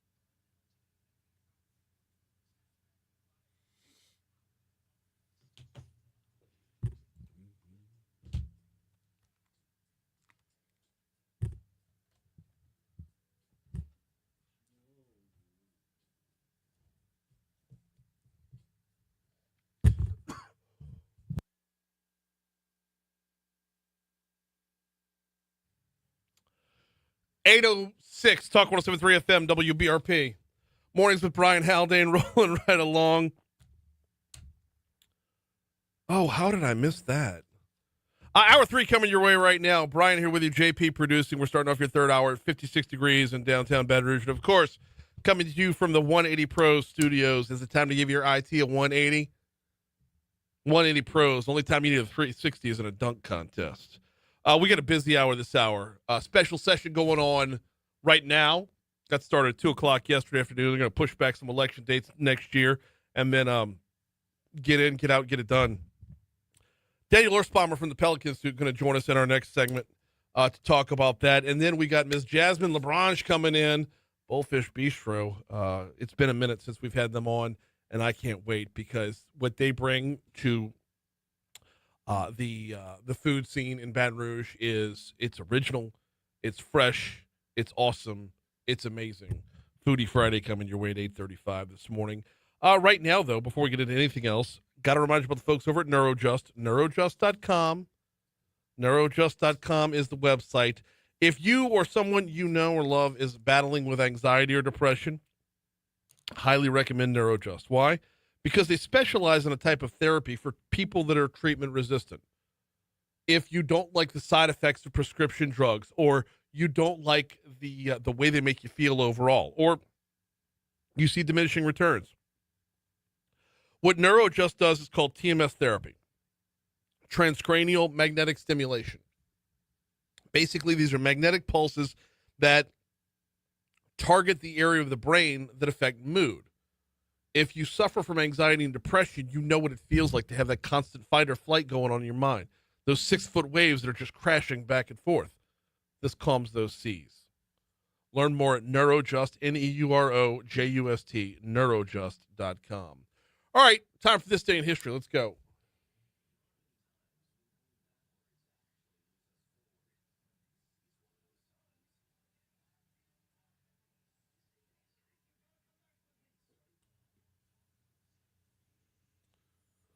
What you got? All right. Well, 1881, Levi P. Morton, U.S. Ambassador of France, drives the first rivet in the Statue of Liberty. So, hey, check this out. 1908, Edward Meeker hits the charts with Take Me Out to the Ball Game. When? 1908. 1908? Yeah. That's when we got Take Me Out of the Ball Game? Wow. It's insane. Yeah. Let's see. Songwriters Edward Albert von Tilzer and Jack Norworth had yet to attend a baseball game and yet still wrote the song. The first recording in his office. Did they get a side check from the Cracker Jack people? I mean, you would think, right? Yeah. You would think. It's you know what? That sounds like a song that was written by somebody that never been to a baseball game. Because I mean, yeah, really, when you think lyrically. Literally the only reference to actual baseball is 1, 2, 3 strikes, you're out. That is like that is a jingle writer. And for anybody who works in media that knows when the jingle writers come to town, like that's what that is. That's what they were. You know what they were? That's an AI baseball song. Ooh. That's a Chat GPT baseball song written in 1908, but they're like, okay, give me some Mad Libs, give me some buzzwords, and we're going to put a song together. Yes. Hey, what do you eat when you go to the game? Well, I eat peanuts. Yeah. I eat Cracker Jack. Okay. Forget your hot dog, forget your nachos. That's right. Buy me some Cracker Jacks. Oh, man. What rhymes with that? I don't care if I ever come back. Yeah. That's money, dude. Do I hate that song? No, I can't hate that. I'm not allowed to hate that song because I grew up with Harry Carey on WGN, the Superstation. Yeah. I grew up with the seventh inning stretch of the Chicago Cubs. Hurrah! Let me hear ya! There you go. That's just part of childhood right there, man. That's it, man. That's just pure nostalgia running through my veins. Love it. Hey, keeping it with music, 1966, the Monkees reminded Newsweek that they are not a rock and roll group. Good. This is an act. Yeah. Yeah. They were asked how the music is created, and, well, Davy Jones goes and says, hey, it's in the script. That's how it's created. It's what it is, you know? So there we go with that. Hey, keeping it with music again, Michael Jackson started a 2-week run at number 1 with Bad in 1987. And, how long? It was a 2-week run. It's the beginning of a 2-week run. It hit number 3 in the UK. Yeah, it didn't look like it Bad stayed was on only the on top of the charts. charts for 2 weeks? Yeah, it didn't look like it stayed there long. But That's terrible. yeah. All right. Man. Let's see. Hey, the United Nations were established on this day in 1945. 1945? I know that's not as important as Michael Jackson's Bad, but it did happen. Hey, you know what else happened today? What? 1931, I'll take it back again. Al Capone is sentenced to 11 years in prison for tax evasion. Get it. Let's go. Yeah, man. Anything else on this day? Manchurian Candidate came out on this day in 1962. Hey, 2017, Albert Einstein's theory of happiness was written as a note for a bellboy instead of a tip in Tokyo in 1922. Wow. Okay. Sells for $1.56 million. Okay. So there's that. Yeah. As far as birthdays, Yeah. I got the Big Bopper. The Big Bopper. I'll start there. Wouldn't other people have died on the same day? Yeah. Yeah. Who else you got? Was that the incident? Was that the Yeah. There were incident? other people on that plane. Was there David Oswald? Oh no, it's Nelson? birthday, not death. Sorry. Yeah, it sorry. was sorry. birthday. Okay, That's sorry. what I was sorry. thinking. I thought you were getting deaths already. Oh no, man. See, we're there. Yeah. Hey, Drake today as well. It is Drake's birthday. Kevin Kline as well. Yeah. Mr. Kevin Kline. Yep. Anybody else on your end? F. Murray Abraham, his birthday. You mentioned Kevin Kline. Yep. You mentioned Drake. Those were all I had too. Okay. Yeah. Moving on to deaths here. Rosa Parks today. This day in 2005. I also have Leslie Jordan. Little Leslie Jordan. And Fats Domino as well today. Passed away in 2017. That's the one I had was Fats Domino passing away on this day in 2017. That's right. This day in 1987, William Jefferson, dollar bill we all know and love, was elected unopposed as as a state senator, October 24th, 1987. And Mitch Landrieu was elected as a state representative on this day in 1987 as well. So two big New Orleans names got elected on this day. Absolutely. 1987. Very good stuff. As far as national days go today, this is apropos here. National Food Day. Okay. We got National Bologna Day as well. We can roll with that. No. Why? What? Because I'm not a bologna person. I know. It's just whatever. Bologna and peanut butter? No. Oh. No, just skip it. Let's just move on. We're at 8:13 to Talk 107.3 FM, WBRP. Counting down to Supply Chain BR, Supply Chain Baton Rouge. Coming up on October 28th. If your job description in any way, shape, or form involves the word logistics, you need to pay attention here. Supply Chain Baton Rouge is a one-day conference connecting growth-minded business leaders with tools, partners, and insights that strengthen Louisiana's role in global logistics. 8 a.m. to 3 p.m. on October 28th at the Crown Plaza. Breakfast is included. So is lunch. So is the after party with the networking over there at Tio Jave's. To find your tickets, go to Eventbrite. Just go to Eventbrite and look up Supply Chain Baton Rouge.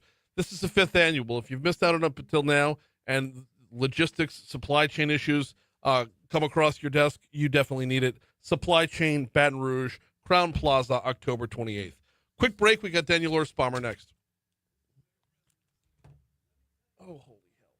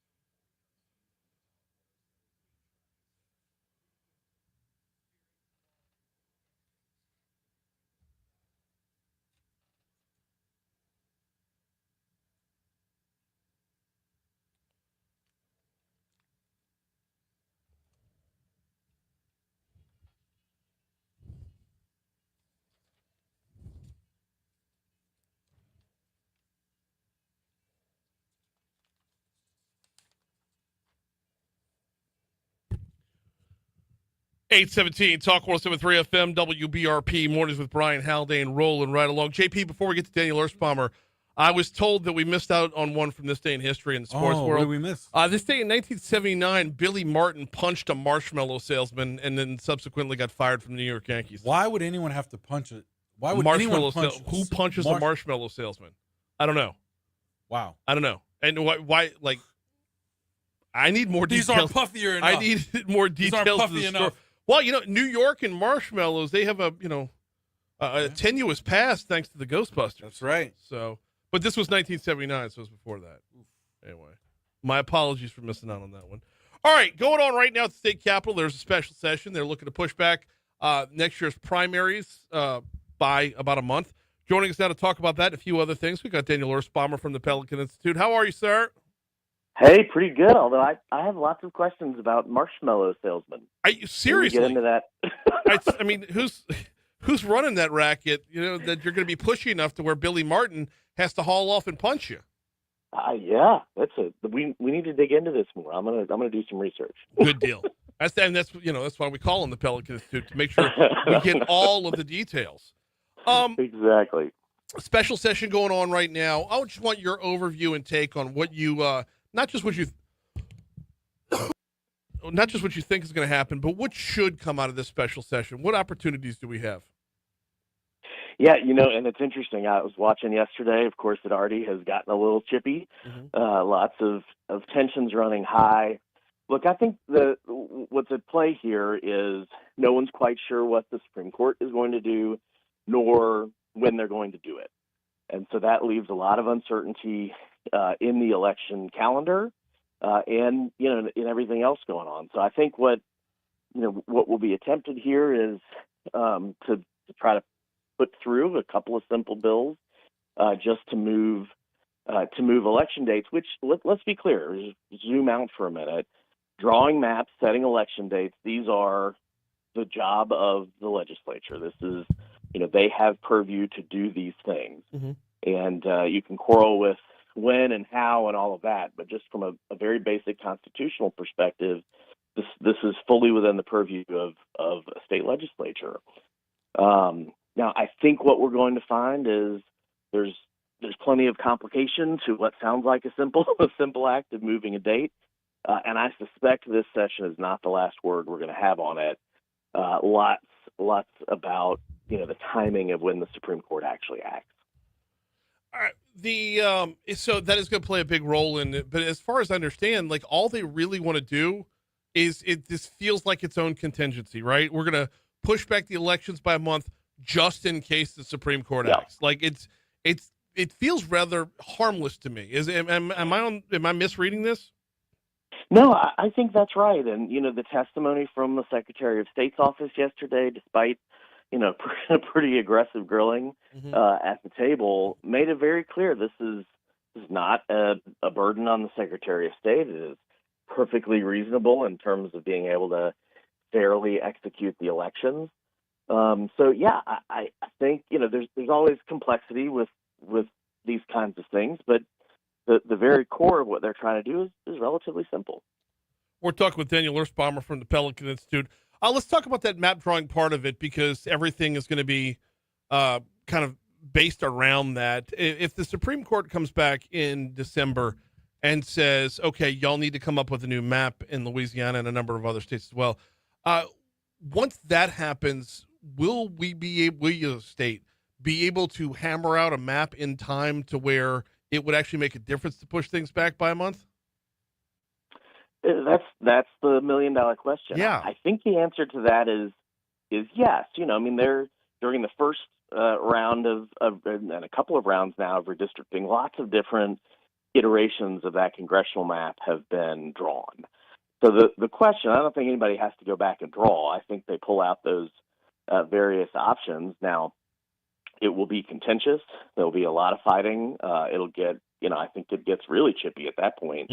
But the actual, I have confidence there's 5 or 6 maps ready to go from all sides of this debate. It's just a question of, which one do they pick and which one has the votes to pass. Daniel Erspamer from the Pelican Institute is our guest right now. And Daniel, the reason I called on you for today is because you tend to take a pretty pragmatic look at the future. Like, you could put aside party preference or political leanings to look at what's going to happen as opposed to what you think should happen. And I think we're probably going to be on the same page here. Okay. Let's say the Supreme Court acts in December, and let's say the Louisiana legislature draws a 5-1 map. Okay. What is the likelihood that we see the same litigious circle being continued? Like, we put out a 5-1 map, there's going to be a lawsuit. That lawsuit's going to end up somewhere along the way in the hands of Shelley Dick. Like, are we going to be, it's not drawing the map that I think is going to be a question. It's the legal battle after the drawing.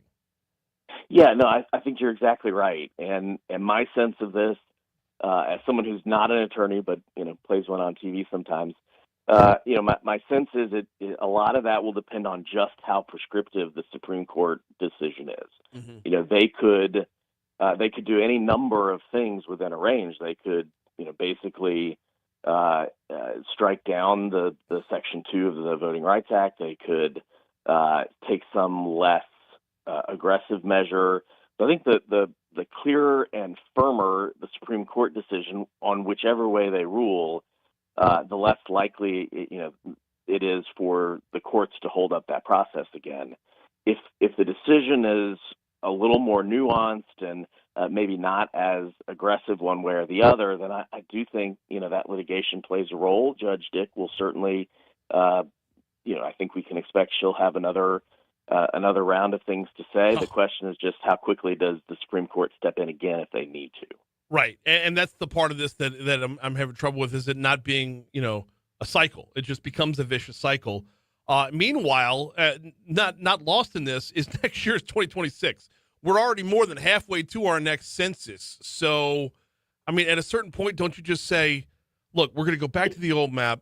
We're going to count the folks again in just a little while. Like, it just, I know you can't miss an election cycle with underrepresentation.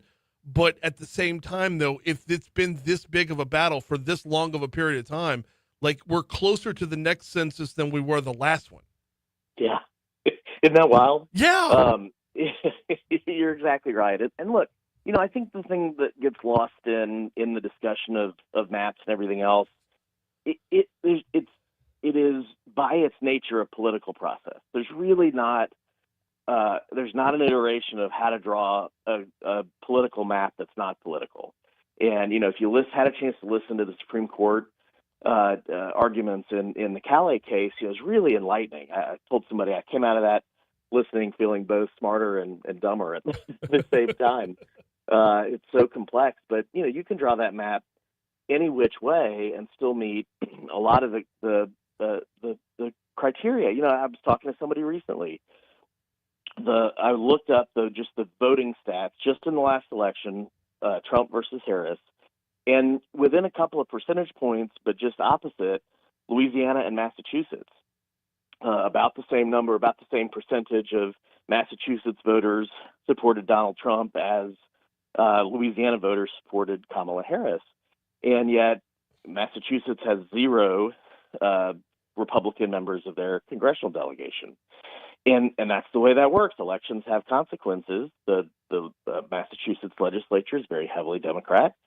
So, all this sort of cry of outrage around maps from both sides, by the way, it's political. That's the job. The Constitution is very clear. The job of the state legislatures to draw those maps. And obviously we want it to be as fair and representative as possible, but people's definitions of fair and representative can vary wildly and still be valid.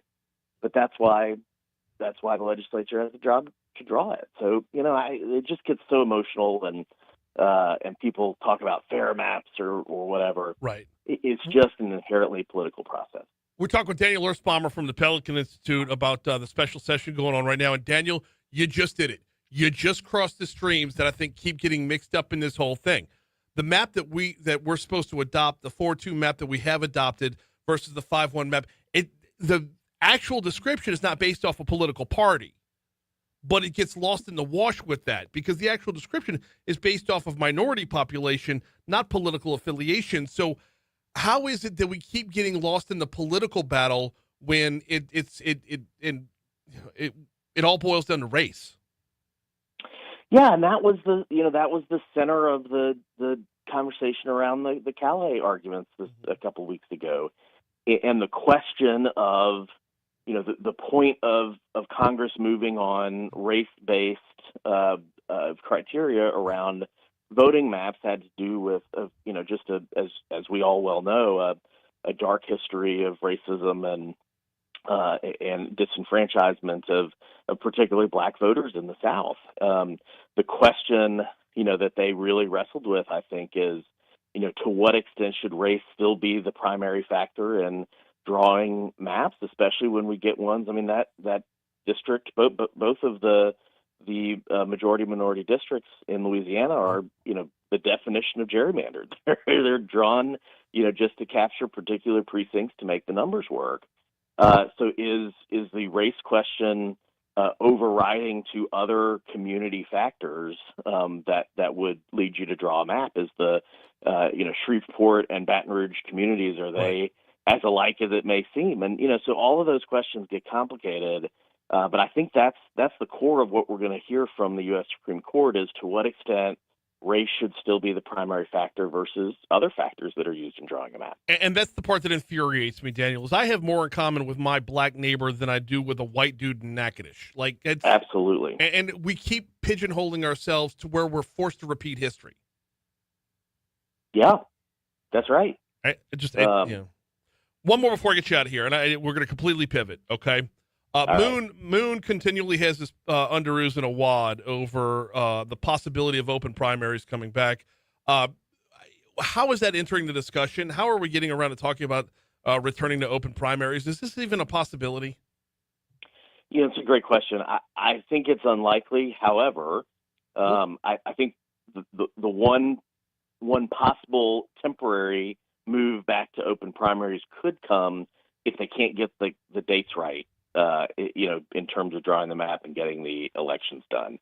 And so I think that's your one chance of possibly moving the congressional seats back to an open primary.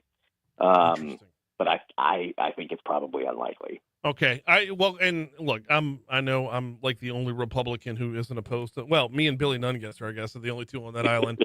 But it's the primary system is based off of who the other guy has, right? I mean, that's where it's at. It's based off of, like, if you have closed primaries, you'll like the jungle. If you have open primaries, you'll like the closed. In the meanwhile, he's Daniel Erspamer from the Pelican Institute. Always appreciate a couple minutes, man. Thanks so much for hopping on board. Always good to talk with you. Thanks, Brian. Thank you. Okay, 8:30 Talk 107.3 FM WBRP. If I sounded at all distracted in that interview, it had nothing to do with the fact that my sense of smell has taken over. Foodie Friday coming up next. We've got Miss Jasmine LaBranche from Bullfish Bistro in the house, and oh my gosh, it's amazing. We'll continue after news.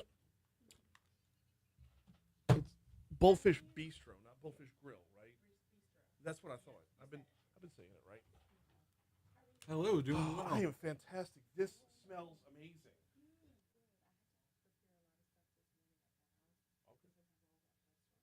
No. It's gorgeous. It smells fantastic.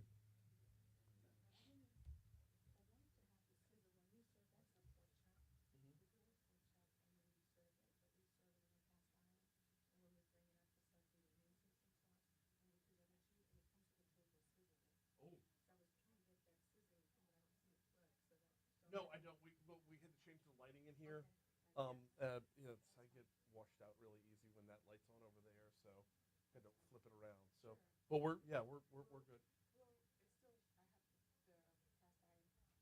Awesome. Yeah, that's fine.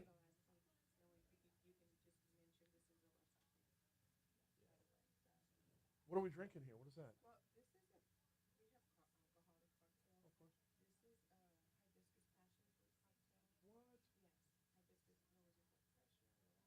Does it now? I need one of those at about 7:15 every morning.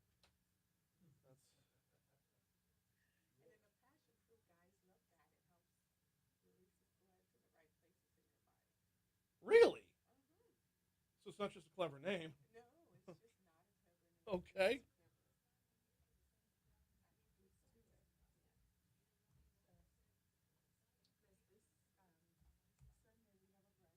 Yeah, you sent over, and I want to talk about that a good bit.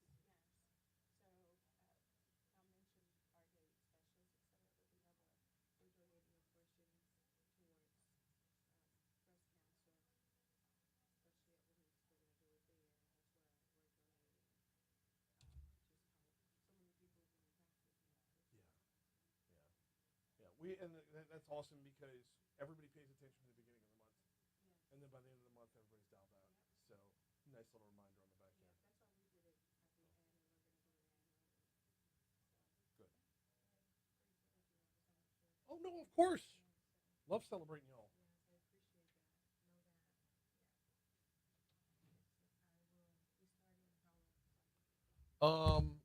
We got a good 4 minutes? Yeah.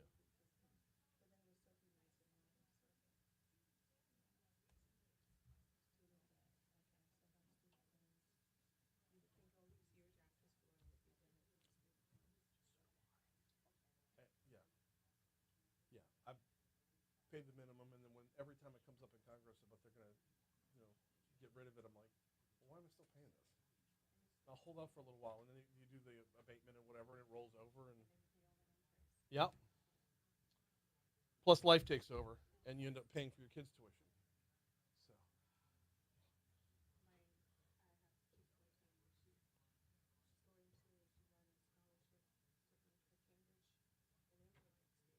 what? That is crazy.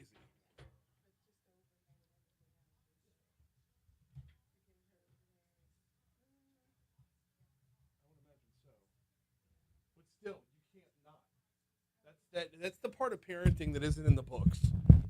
Is the mountains you climb. No.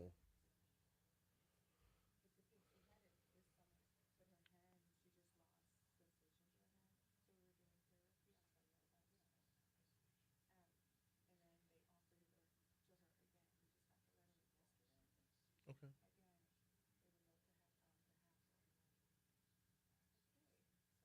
Hey, Rich. Jasmine, Rich, Jasmine. Bullfish Bistro. It's Caribbean steak and seafood. It's amazing.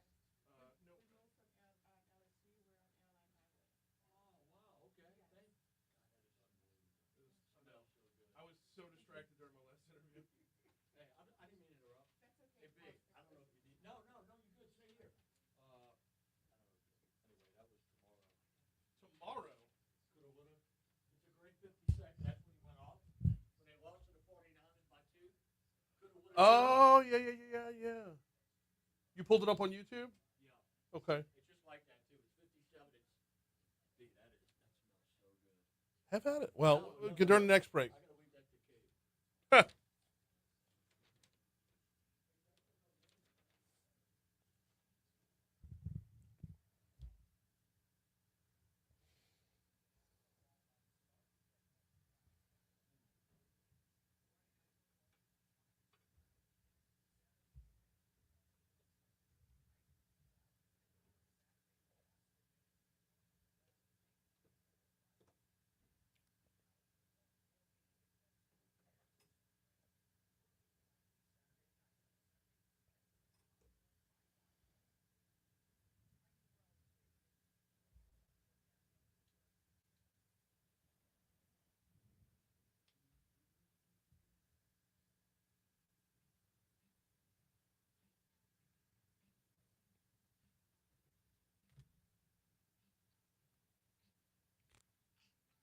We're going to skip the Foodie Friday intro because it's not beef today.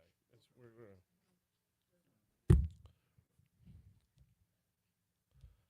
837 Talk 107.3 FM WBRP mornings with Brian Haldane rolling right along. We are pivoting over towards Foodie Friday right here, and we got Miss Jasmine LaBranche in from the Bullfish Bistro. By the way, for those who are unfamiliar with Bullfish Bistro, let me just give you the quick rundown here. The tagline, where the islands meet the South. It is Caribbean inspired with everything Louisiana folded into it. It is amazing. And Jasmine, every time she comes by, just lights up the entire floor with the way it smells in here is amazing right now. It is I don't know that there's a comp in Baton Rouge that is like Bullfish. JP, what is there Yes. another? I don't think there's another restaurant that falls into that category. I don't think so. It is. I mean, like I said, Caribbean inspired with everything. All the flavors that you would have from the Caribbean, but bring that to the Southern hospitality that comes along with it, and where we are here in Louisiana, with our foodie scene, our Epicurean scene, if you will. She's found the perfect home, the perfect combination. And she brings a level of love to everything she does as well. And right now she's bringing a level of sizzle right into the studio. I know. I got the mic on. Look at, wow. She doesn't even need to talk. Just,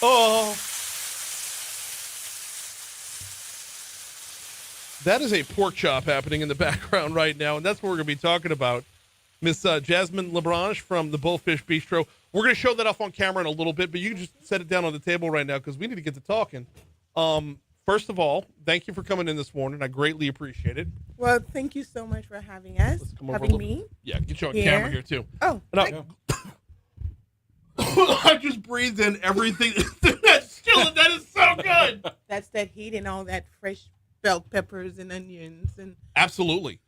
Let's dive in. For those that, you've been on a couple times. For those that are unfamiliar with Bullfish, what is the impetus? What is y'all's mission? What is it what you do? Bullfish is a Southern Caribbean fusion restaurant, as you stated earlier. We are a family local business here in Louisiana. We offer fresh-made food for you. Like when you come in, this is what you're getting. It's made just for you. Not something that was pre-made, previously frozen. It's made just for you. How important is that freshness? Because when you talk about the Caribbean and you talk about the South and the combination of the two, you're talking about two cultures that both take a lot of pride in what we do in the kitchen. So that raises the bar for what you have to do. Oh, yes. It's like double. Mm-hmm. Louisiana is one of the places you get the best cuisine in the world. I've lived a lot of places. Mm-hmm. And coming from the Caribbean and having that Caribbean-inspired chef, we use a lot of fresh herbs. Here they use a lot of spices. Mm-hmm. And that's what had you coughing there. Oh, yeah. Once it hits that skillet, it hit. That's it. Yeah. Right. And it's not about the salt because we don't even use salt. Really? No, we don't use salt. Okay. Louisiana seasoning has enough salt for everything else. So if we're putting that, why add extra salt? Okay. Right? Yeah. You have the fresh bell peppers, the onions, the parsley, the garlic. You have all of that, the thyme, the rosemary. You have all of that. So you get to enjoy every single one of those fresh herbs in every bite that you take. And that's the part that I think is probably underrated, is there are so many more flavors out there other than salt. Yes. You can go a lot of places and just everything you get, that's the only taste you get. Yes. But with Bullfish, what y'all do is you bring out well, first of all, whatever's on the plate is the star of the show. Yes. So everything you do to accentuate it just brings out more flavor explosions, if you will. But you're not trying to drown out like that pork chop right there. I already know that pork chop, the pork flavor is going to rule the day. Yes. Right. And the marinade that it sits in that allows it to tenderize, right? Mm-hmm. All those muscle relaxers. Right? Yes. And pork is not the only thing that we serve. You know that you've been there so many times. Yeah. And if you haven't been, I feel really bad for you. You need to come. I like that you're at a point where you can brag like that a little bit because, it's not bragging if it's true. And y'all have most certainly earned it over at Bullfish. Okay. Last time you were on, we talked about how the name came to be. Yes. Share that story with us again. We purchased, it was a previously owned business by another family. Mm-hmm. Here, a local business owned, and it was by LSU. Mm-hmm. And they were going to charge us so much money to change the name, and I love Bullfish. Mm-hmm. For $10,000 to make all the changes, Bullfish became the best name for us, and we made it our own. Plus, Bullfish is an actual fish from the Caribbean. Right. And it's also here in Louisiana. So, Caribbean, Southern, you get that fusion. It's the right mix. Absolutely. Right mix. Used to be over by LSU. You're out on Airline Highway now. Yes. For those that don't normally make it outside of their own bubble, where at on Airline can they find you? 14241 Airline Highway. Right past Women's Hospital, before Klein Peter. Yes. Right there. Yeah, very easy. If you know where that satellite location of YMCA is at, it's not too far from there. Oh, Perfect. underrated little hidden location Yes, of the YMCA, yes. by the way. And it opens late. I'm not promoting them, but it No, just no. does.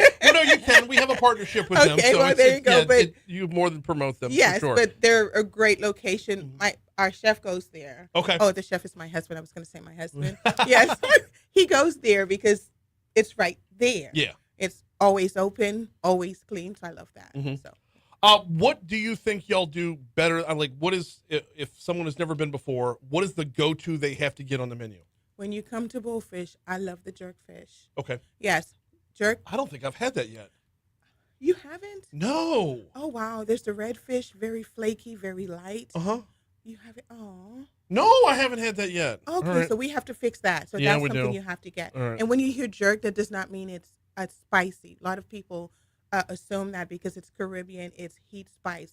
It's flavor. It's herbs. That's what makes it so delicious. Yeah, I've had the jerk pork a number of times. Yes. The jerk chicken as well.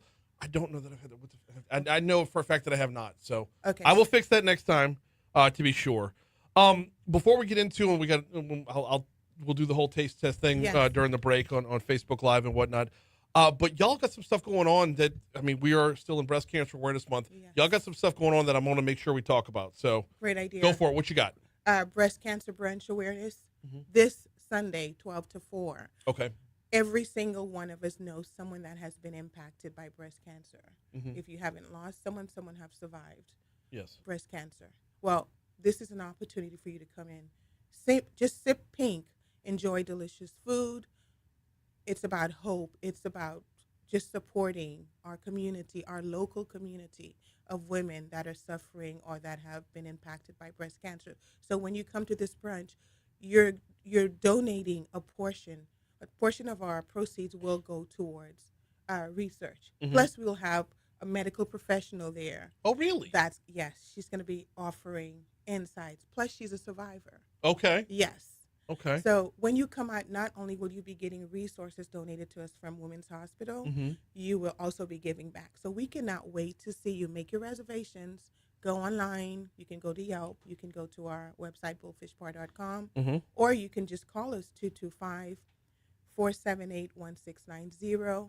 Just make a reservation. We cannot wait to see you to give back and support that special lady or special friend that you have, or your parents or sibling that is a survivor or is going through this. We've got Jasmine LeBrongen with us from Bullfish Bistro. A great event coming up Sunday, noon to 4, for their breast cancer awareness brunch that you definitely want to take advantage of. But, I mean, it doesn't have to be Sunday to make it out to Bullfish. Let's walk through a little bit about y'all's approach and about y'all's the level of service and the level of just care and love. And I use the word family because y'all do it a little bit different over there, and family's the only word that really pops up for me. Talk to me a little bit about approach when it comes to the guest that walks in.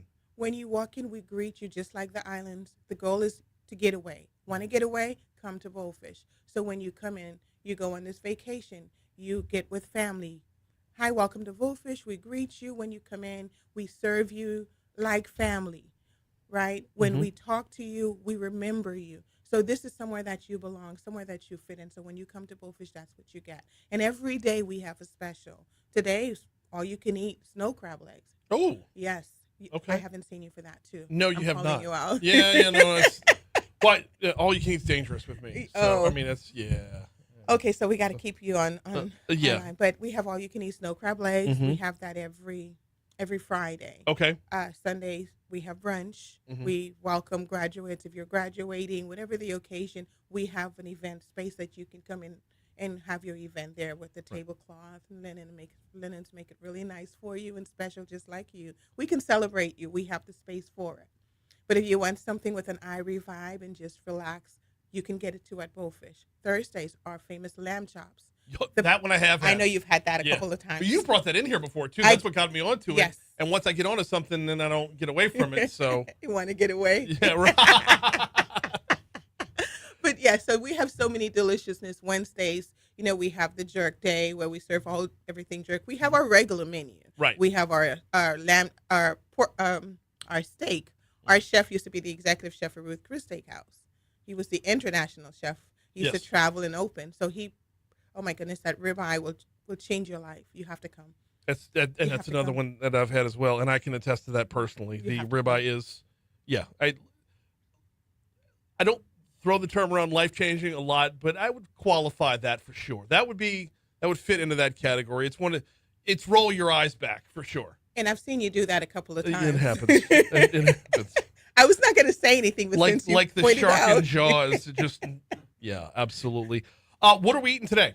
Today, well, we have a cocktail. We got to get you together, right? Is that a cocktail or a mocktail? This is a mocktail. Oh, thank God. Pardon me. It's too early. It's not 5 o'clock somewhere yet. Yeah. Not here. Well, I'm going to church after this, so yeah. We got to keep you together then. Yeah. Well, you're going to church. I have to be careful what I say about this. No. It's okay? Yeah. Okay. Well, here we have a combination of our hibiscus and passion fruit. Hibiscus, good for, it relaxes you. It's all natural. If you leave it out for the next day, it ferments. Yes. So here you have the hibiscus, which lowers your blood pressure, just relaxes you. And then you have the passion fruit.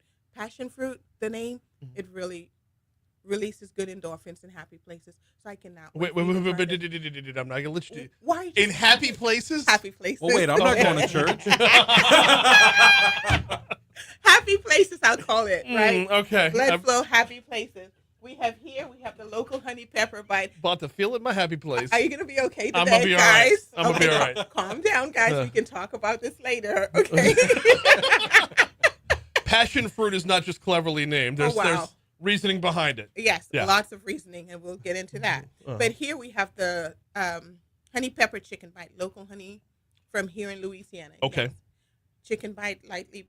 How much, and get a little bit closer to the mic, how much are y'all able to source locally? Because with such a variety and blend of bringing cultures together, how much are you able to source locally?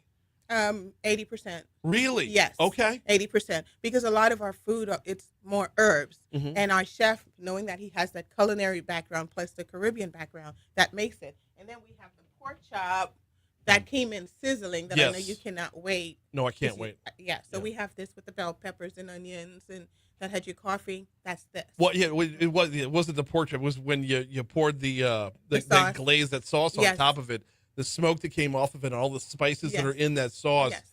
I mean, they attack the entire room in a good way. Yes, in not an heat. Good way. Yes. Not pepper. Right. Okay, so we have that, and right before we go, we have our garlic mashed potato and our sweet potato souffle.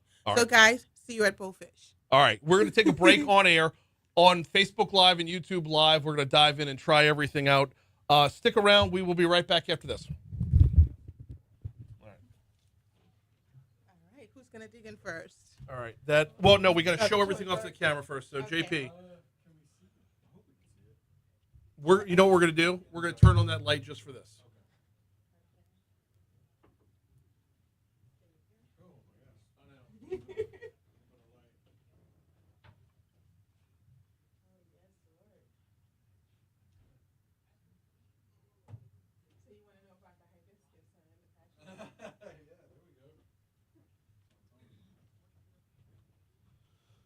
Oh.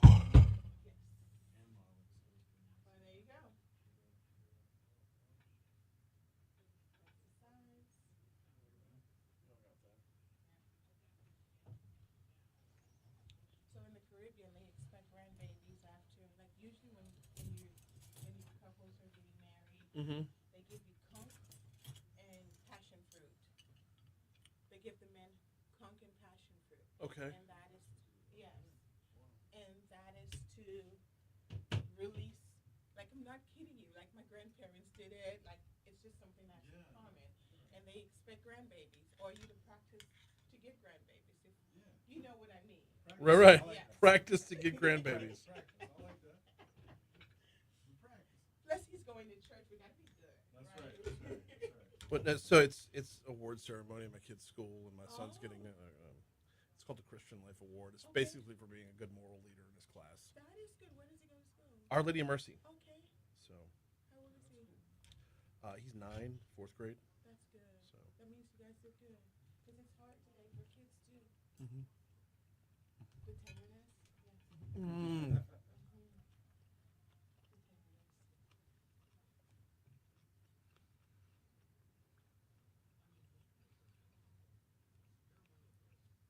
What is that little bit of pop that? What am I not recognizing? There's something in there that's amazing. It's not as simple as black pepper in there. There's something else. It has that little pop of the habanero. You have that in there. There's some definite heat. And you have a little ginger in there. Okay. Yes. Um, So you get that pop. I didn't pick up on the ginger right away. The habanero you pick up right away. Yes. And it disappears. Yeah. That's the good thing about it. It doesn't linger. It doesn't hurt. Yes, it does not. But the bell pepper and onion on top, I think, are kind of the way they just kind of ooze into it. And then the pork chop itself is unbelievably tender. And I always worry about that with pork. Pork can get tough very fast. Hit or miss. Right. Pork is hit or miss. So the pork chop itself is super duper tender. Where's the sweetness coming from? There's a little bit of honey. Okay. Yes, just a tad bit of honey. Okay. That's which is awesome. Just a little bit of honey. Okay, Mm. these are the sides.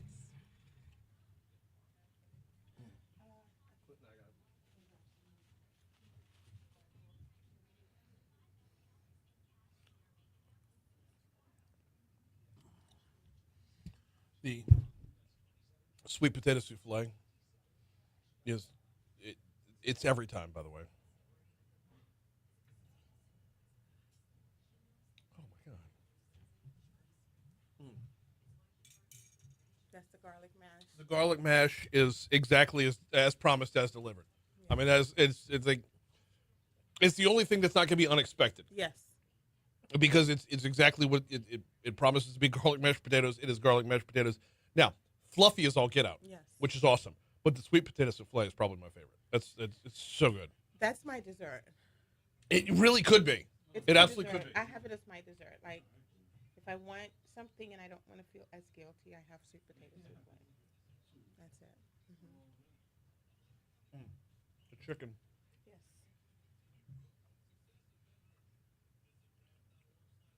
Oh, I gotta try one more without the sauce. Okay.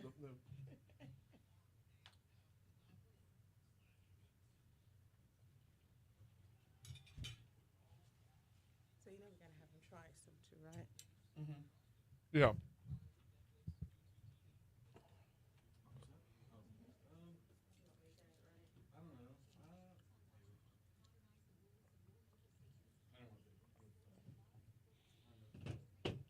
Got a little piece of that pork chop.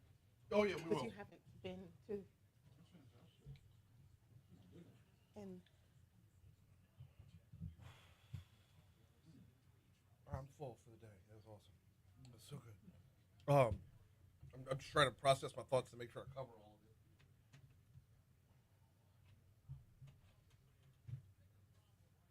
So much flavor, even on the back end. yes. With what? With the chicken? Just a little chicken. Yeah. Just that little chicken, man, was packed with flavor. Lingers a little bit. It does, and it Well, disappears. Yeah. Yes. Wow. And at the restaurant, we prepare it, we lightly fry it when you get there. Like we don't have it just sitting there. So you get it hot. So You're getting it, yes. fresh. I like that, man. So it's lighter. This is air fried because I get it from home, so I can be here early. Wow. But usually it's tender and just fluffier and lighter. And just No, it's great the way it is. Oh, it is really good.